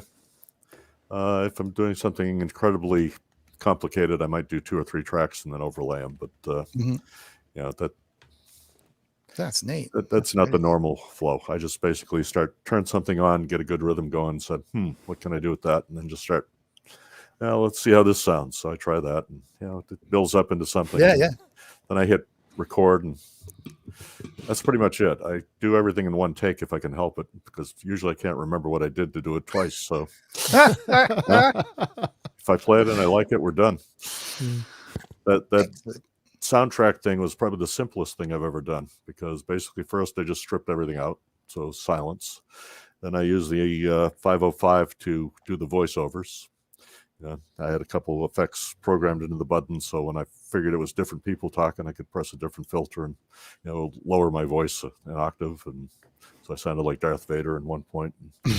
And then semi-normal voice, but I also had it running through a thing that made it sound like I was talking on a radio, so it all fit the mood. I just realized that the bit that said it's silent, but we may have to, that was on the video, wasn't it? That got me as well. I'm like, it's silent. All right, I'll repatch everything. Hang on a minute. And that was you. That was you on the video. That was Brian saying that you couldn't hear anything. So was the chat. They were going, no, we can hear it. We can. I'm like, I'll start it again. Gotta pay attention. Gotta pay attention. I'm like, and then it happened again. I'm like, So and I had my spaceship noise. I just did a Peugeot on the matriarch. Right. So whenever you saw that flying saucer flying around, that had the repeating thing. And then I was using the plugin I went over at PSN, an AX73, that I found a nice preset on that was kind of spacey. Kind of had that horn sound, all a little frilly after effects. And I just started playing that, trying to make it sound dramatic, and made it up as I went along. So that was it. Only the 3 parts. And wow. I mean, it works, and it's improvised as it goes along, which is great. It makes you, it kind of harkens back to the original cinema with the silent films and the pianist and the organist. It used to just have to kind of run along. So it's a really good workflow to get into. If you're stuck, just put something else on to take your mind off of what you're doing and just play along with it. You never know what you might come up with. The wonderful BG Ollie, who is incredible. If you haven't subscribed, BG stands for Banjo Guy, but it's BG Ollie for short. Makes the most incredible music with original kind of Irish instruments and all sorts of stuff, crazy stuff. Plus the fact he goes surfing, and he's into 8-bit chip tunes and arcade things. Just a brilliant guy. Check out BG Ollie on Twitch and on YouTube. Has a question. It seems Brian has embraced the YouTube musician side of things. How does he feel about the opportunities social media brings to musicians in general, being able to self-publish and promote? That's a great question, actually. I think you're involved in publishing as well, aren't you, sir? Yeah, a little bit. I tried to Getsemani Music started out as an ASCAP publisher back around 2004 when my son decided he wanted to start a band and make music his life. So he's a serious musician of the family. But I don't really understand the music business and how it runs anymore. I barely understood how it worked previously. I know back when we first started, before everybody figured out streaming and how to pay everybody, 0.02 of a cent per 1,000 plays, they used to do it on a sample basis, where they just go to radio stations or wherever they're getting their sample from. And if you got a hit, they figured, okay, you hit here, you must be hitting in X number of other places.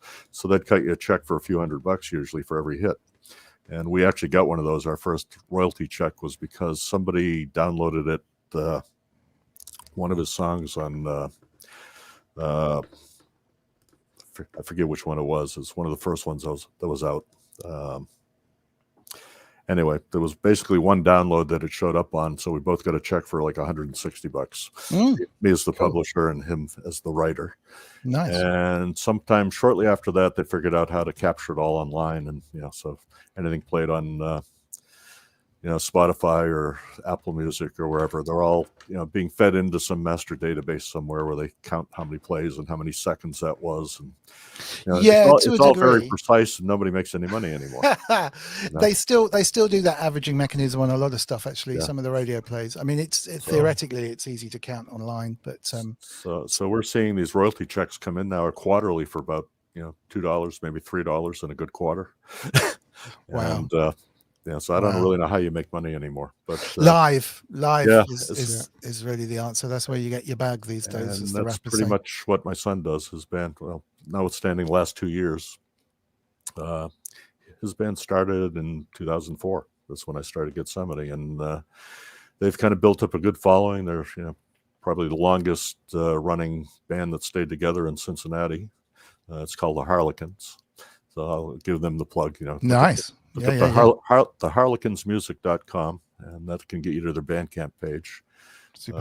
They're actually working on a vinyl album right now. It'll probably be about another 7 or 8 months before it's actually produced, but the music's done, and it's being sent off to the presser now to try to get the first master press done to see how all that works. And but really, I think they make most of their money through through merch and just whatever they can get paid, playing live when they can play live. Yeah, merch is another good one as well. I mean, it's back to it's weird how it comes around, isn't it? I mean, it's like talk about it for ages, but the original live shows were the loss leader to sell the album, and then suddenly people realized that selling merchandise could support the entire tour back in the 80s, 70s and 80s.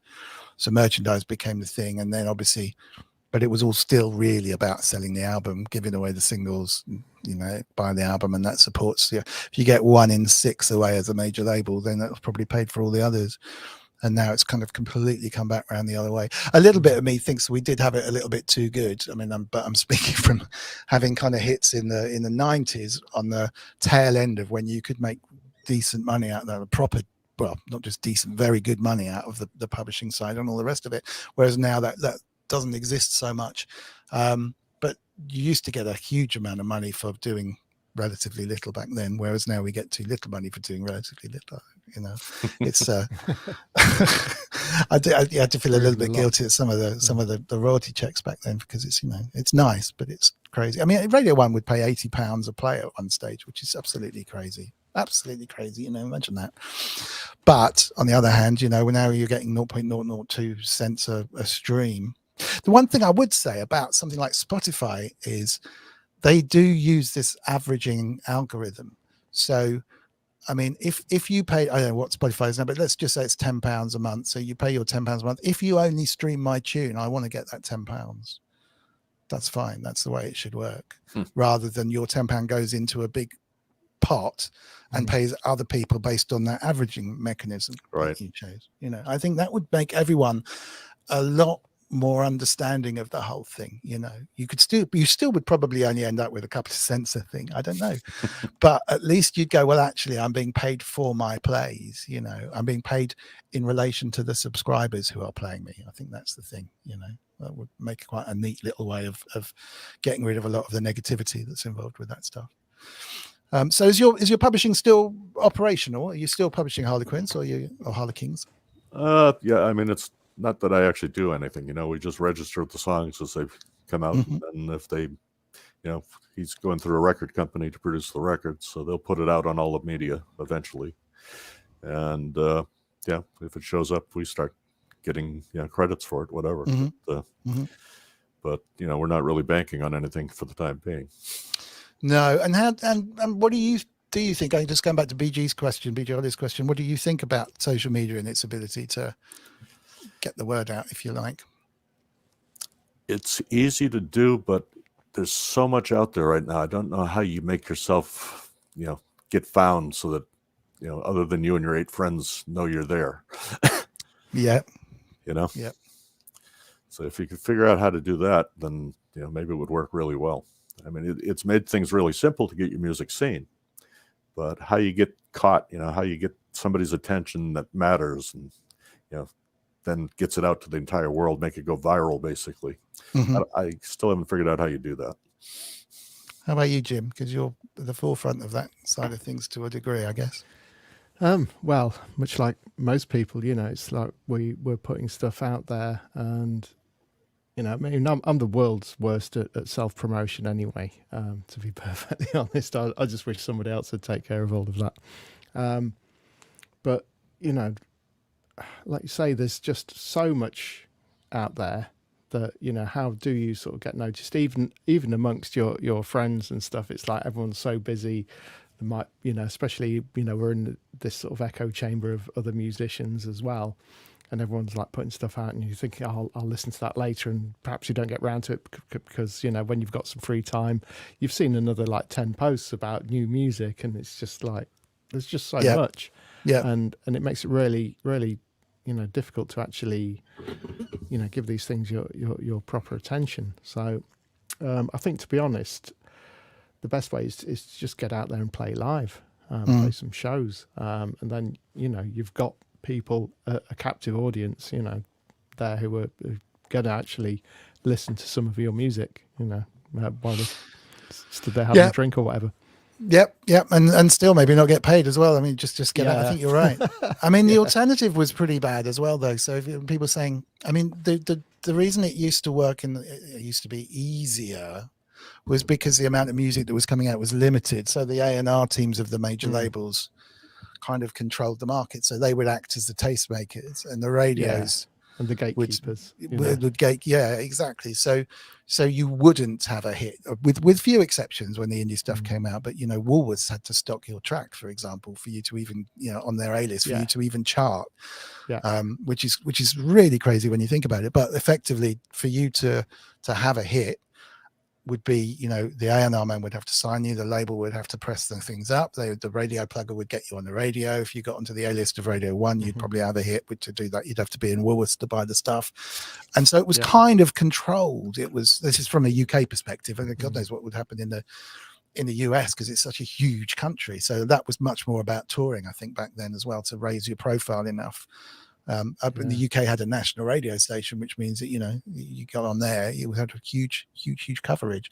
But that wasn't very good either. I mean, some great tracks came out, and it was much easier in some ways to know what you wanted to listen to. But it's also the wrong way of doing it. And that, if you think back, that came about because you had to have a record label to record the songs originally. If you were Frank Sinatra, you weren't writing your songs, you were a singer, but you literally had to do it in one take with an orchestra in the studio that would go to vinyl and then get pressed and done. And the record label had to exist to pay for the whole thing to make your record. And you had to be a great one take performer, pretty much in the old school style of singing, because that's what people wanted to escape. So that's where record labels came along, and that then just got mashed up a bit, where you could start making them on your own or in the studios and start picking them out. And they kind of had that stranglehold until the internet was about selling direct. But it's not good, is it? I mean, the internet was meant to be a kind of open it up to everyone, but we've still ended up with one major retailer in Amazon, one major secondhand retailer in eBay. Do you know what I mean? One major social network in Facebook, and it's just proved to be a global, focus of stuff. And and limited music providers in Spotify, and Apple. So I mean, for me, it's about playlists now. So I know I have a couple of friends who, one of them used to work at Universal. He's a DJ, a very eclectic DJ, and he just puts loads of tracks up on Spotify, playlists up on Spotify, and I listen to that, and it's right up my street. And so that's it. And I'll look for other stuff along those lines. I've started listening to the Spotify mainstream charts just to see what everyone's listening to, and that's quite an interesting thing, because it's very diverse, from kind of hardcore UK rappers through to the themes of the latest Disney tune, to there's always room for one or two kind of female ballads in there, and it's not that different. But quite how you break it, I think you're right. I think it's about getting out there and exciting people. I don't think you can expect people to come and find you that much, I mean, if you look at the US rap scene, it's really about getting clout and getting noticed by whatever, going out and having a fight or whatever it might be, just getting out there and getting noticed that way, which is wrong as well. So I don't know. I don't know if anyone in the chat has got any solutions here. Doesn't look too much like that, but questions would be good as well. Yeah, I was going to say, original did say Marillion do a fan-financed album on Kickstarter. I think it works really well for people who've already got a hardcore base, but were not cracking it on the internet, on the mainstream. So I know the guy who managed Marillion, and he still obviously gets on well with them, but he said to me they're making a lot more now than they ever were when they were charting. And the idea that you can go and book a holiday camp or something on the South Coast, you can sell direct to your fans. They were one of the kind of the original ones on the internet that were just building this following and just targeting them direct. But I think it's harder if you're me or Jim or Brian or people in the chat who don't have a following like that to capitalize on. So the guys in the 70s and the 80s and the 90s and the 2000s that have got it, you know, they've got an active market already, haven't they? Yeah, I think it's much more difficult to sort of try and start something up from scratch nowadays than, you know, if you've got a pre-existing following, it's much easier to try and capitalize on that. But yeah, literally, there's just, because music making has become so accessible, which is a good thing, in my opinion, but it means there's so much more out there. It's so much more competitive. Yes. And, you know, 100%. There's a lot of talented people out there as well. So, do you know what the fish model is? Look at the fish model to build a band and a business. I've never actually. More info, please, Paul Artola. You know, I completely agree. A lot of the time, you've just got to do it for love, and people will kind of like the fact you're doing it for love. One thing, the lovely Rebecca Radical was saying is that putting her tunes up on Bandcamp for pay what you want, as in for free, she's making quite a lot of money out of that, much more than she would if she'd said, I'll charge you £5 an album or whatever it might be. You know, she said she was really amazed that generally most people pay something, which I find it surprising actually. And because I don't know, I suppose I would. Yeah, I do. I never download anything for free. I'd always buy a quid or something. And generally some people were paying a lot more than they thought. So Original Synth saying we're also helping. Yeah, absolutely. Go and buy some of Brian and Jim's tunes. Yeah, please. Yeah, I've started putting all mine up for free as well. So, you know, it's a case of I just would sooner people listen to them than they're just sort of sat there unlistened to any day. So yeah, that's it. Yeah. I mean, as far as making money from music, the most I ever made really was from playing live in the 90s. Just, you know, fees for playing live were quite reasonable in the club days because, you know, DJs were getting paid quite a lot and live acts were getting paid quite a lot as well. So yeah, we actually managed to fund some stuff there, and odd licensing stuff as well. Yeah, that's not been too bad. But yeah, as far as Spotify or anything else like that goes, it's not a great deal. Even you know, stuff on PRS payments, you know, I'm not looking at a lot each quarter, if anything. No. So no. I mean, it's again the old school. I still get a chunk for stuff that I've written in the 90s. Yeah, my boss at work actually, he used to be signed to Universal, band, I think they were called Stylus. And so he had, you know, major label deal and you know, quite a bit of, you know, major label backing behind them. One of their tracks got picked up by the E Entertainment Channel. Oh, yeah. Was used for the news bulletins. So great. every quarter he gets a little bit off that, you know, but you know, we're not talking loads, and that's still quite a large audience. But yeah. Yeah, it adds up, definitely. I mean, my thing was quite big at Christmas, so it's like, yeah, you do get a check every year. A lot of that's from radio play, to be honest, and you get. Yeah.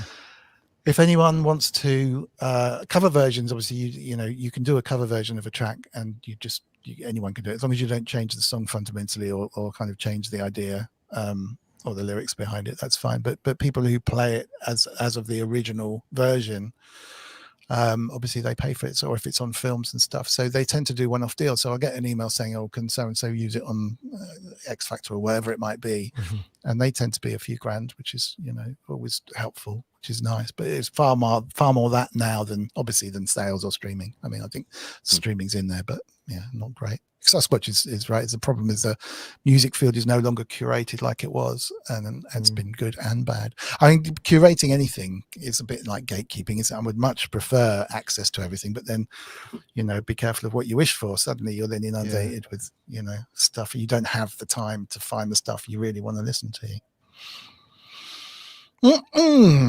Well, if there's anything else chat-wise, what we're doing, we're 9 o'clock. We'll probably knock it on the head fairly soon. I'll tell you what, let's have a look at the top 10 list of chatters. Anyone want to guess who number one is? Wagoo. Or Andy Yes, Brooks? it's Wagoo. Do I get a point for that? You definitely do. Synthetic, thanks so much for joining. Sorry you got a meeting. Anyone want to guess how many chats Wagoo has put in the chat since we started? 280. How many, sorry? 280. 280? No, it's too high. 141. It was 139. That'll do. 139 chats is Wagoo. He had 70 something about 20 minutes into the show, so I thought it'd carry on. He slowed down. That was from the moment I pressed the live button, so it would have been slightly higher than that because there was at least 100 in the of chats going on before, but I haven't worked out how to transition that with my code. 139. We're like Sasquatch is in second place with 116. Ken Lewis is on 100 on third. Inky the cat is fourth on 79. Wow. Good call, Inky. I haven't seen your chat so often in there. Andrew Brooks on 75 in fifth. Sixth is David Svrjcek, 72. Seventh is asiohead with 70. Eighth is Adamski. He's not with us, 62. Sensien is ninth. And Kent Spong. Kent Spong, can you tell me what's wrong? Is 10th with 59. So this is a good thing. This is a really good thing. I'm going to keep this going. The next thing I really want to do is start making it post stuff. But who is last? Okay, that's a very good question, Dr. Synth. Instead, you're getting a few requests for Dr. Synth as a guest. So you'd be very, very welcome. Love to have you on. There are 4 people with just one comment. You Call That Radio, who is amazing, actually. He may not be watching this still, but You Call That Radio is the guy that was meant to come on with Rebecca Radical. Unfortunately, he had a problem in the family, so he had to go off and do that. But You Call That Radio is a great YouTube channel. Rustic's got 1, Rotten Circuits has got 1, and Native VS has got 1. So, wow. I'm probably in the bottom 10 with 4 or 5 because I've been too busy to type. Getsemani, you got 3. Yeah. I've been fairly active. BG Ollie's got 10. Oh, yeah. Let me see. I haven't posted, I don't think. I'm not even in here. Let's have a look. Thorsten's got 24. Jim Glew's 31. That's not bad. Ooh. So Dr. Synth's got 35. So ISing's 55. Yeah, ISing was 11th at the moment. Mind you, if I refresh it, it's probably gonna change. Let's see where Wagoo's up to 143 now. So it just in the time we did that, Wagoo's already put on another 5. Yeah, I should be up to 6 now. yeah, you are up to 6, correct. That's just one of Wagoo's bots doing that. Yeah. All right. So where can people find more information about you? The YouTube channel, right? Brian, let's just see. I've got that still here, I think. So let's just... I think it's YouTube/C/Getsemani Music. I think I'll get you there. Okay. I will post the proper link underneath the show as well after the video is finished. So everyone's got it. And anything from you, Jim? Point us at your Bandcamp page. Yeah, it's just James Glew, which is GLEW .bandcamp.com. And I've got other stuff at jamesglew.com as well. Cool. Excellent. It was brilliant having you on, Jim, actually. It'll be lovely to get you on again. It's nice having a second there. Rave Dave. Hang on a minute. There is the Rave. This is something I forgot. Rave Dave's Furry February filter sweep. Awesome. Hang on a minute. Where is Rave Dave? All right, I think it's in my Facebook links. Hold on. 1 second.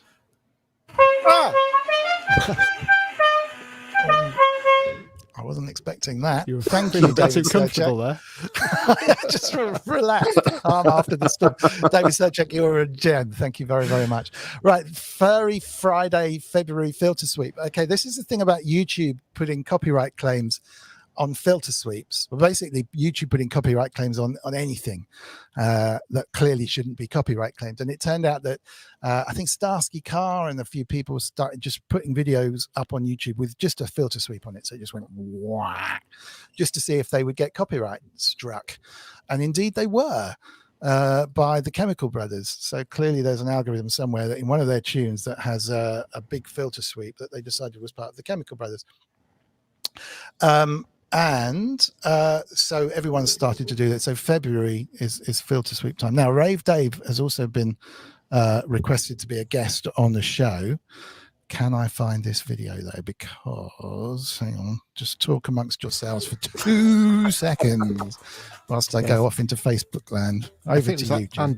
Andy Brooks who really started pushing the February filter sweep thing. Yeah, I did about so, yeah. probably 6 or 7 of them last year. Yeah. This year's been quiet as far as I know, but Yeah. Oh man, I'm late to the party. I still need to do one as well. But yeah. Okay, I think I found it. I've not seen this. He did say that it wasn't for little ears, so I'm guessing there might be a rude word or two in there. What one of the F's is, I'm sure. Maybe, yeah, probably. Where are we? So I need to share my screen. Where is it? Well, it might have been Inky's idea. I'm not sure. Okay, let's get rid of David Svrjcek. Thank you so much for that. Let's lose that. Hopefully, this will do it.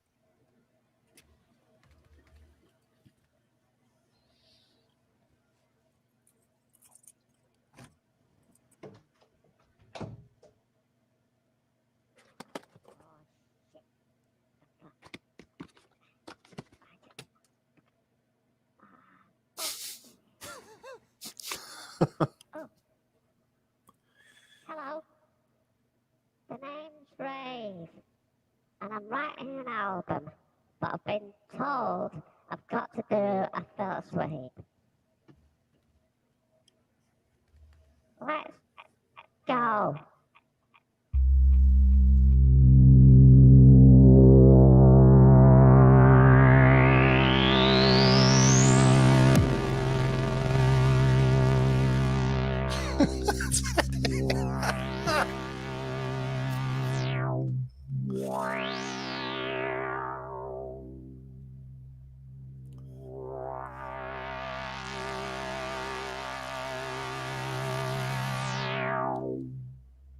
I wonder if it's been struck yet.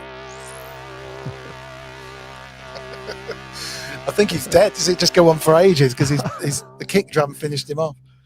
I don't know. Awesome, thank you.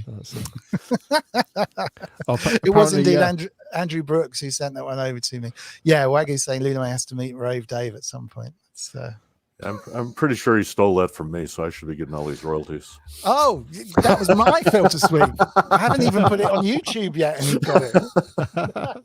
I recognize it. Sounds like a meaty one, to be honest. Oh, apparently, it was Inky's idea, the whole filter sweep thing. Okay. Thank you so much for reminding me as well, because that's She was just about to unfriend me.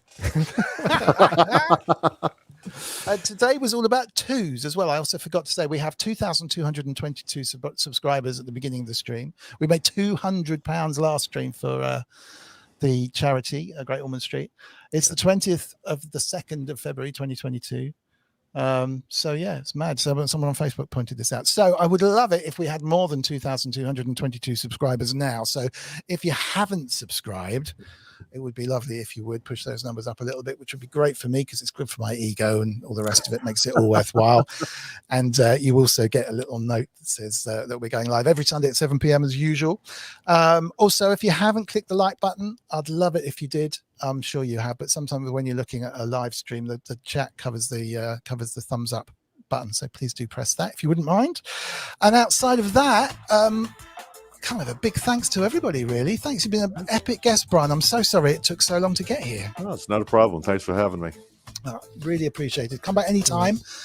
And I'd love to hear some more, especially the stuff that you've just done recently in the last couple of weeks of hardware jams, rather.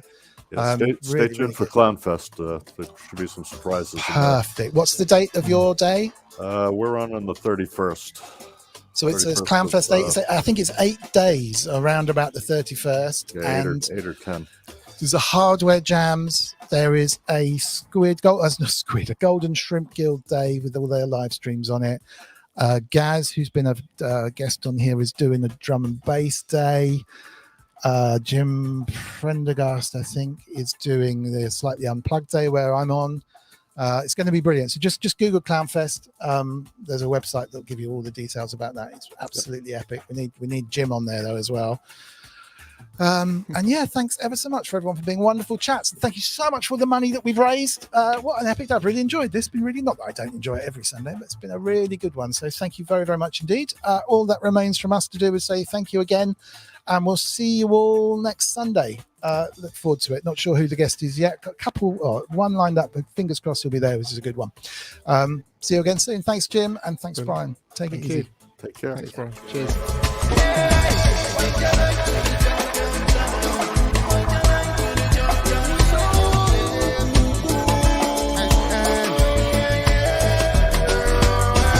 Urbanist connect so with the herb pipe, link up the harmonize, left the termite, but beyond obsolete blessings are birthright. We live a life which a lot warm in us heart worldwide.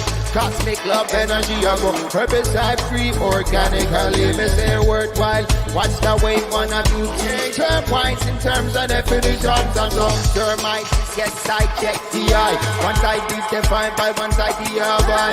I.e. I am an ideas man. I assign too much of the qualities of my child. Who's free up talking like there's two of me? One is a construct, one is a creativity. The supreme one, all-encompassing information in and of itself, most definitely. Another life infinitely, most life infinitely. Beyond the scripture, niceness can be. Blessed be. I continually, Mr. Pick up a being, that's the infinity, yes.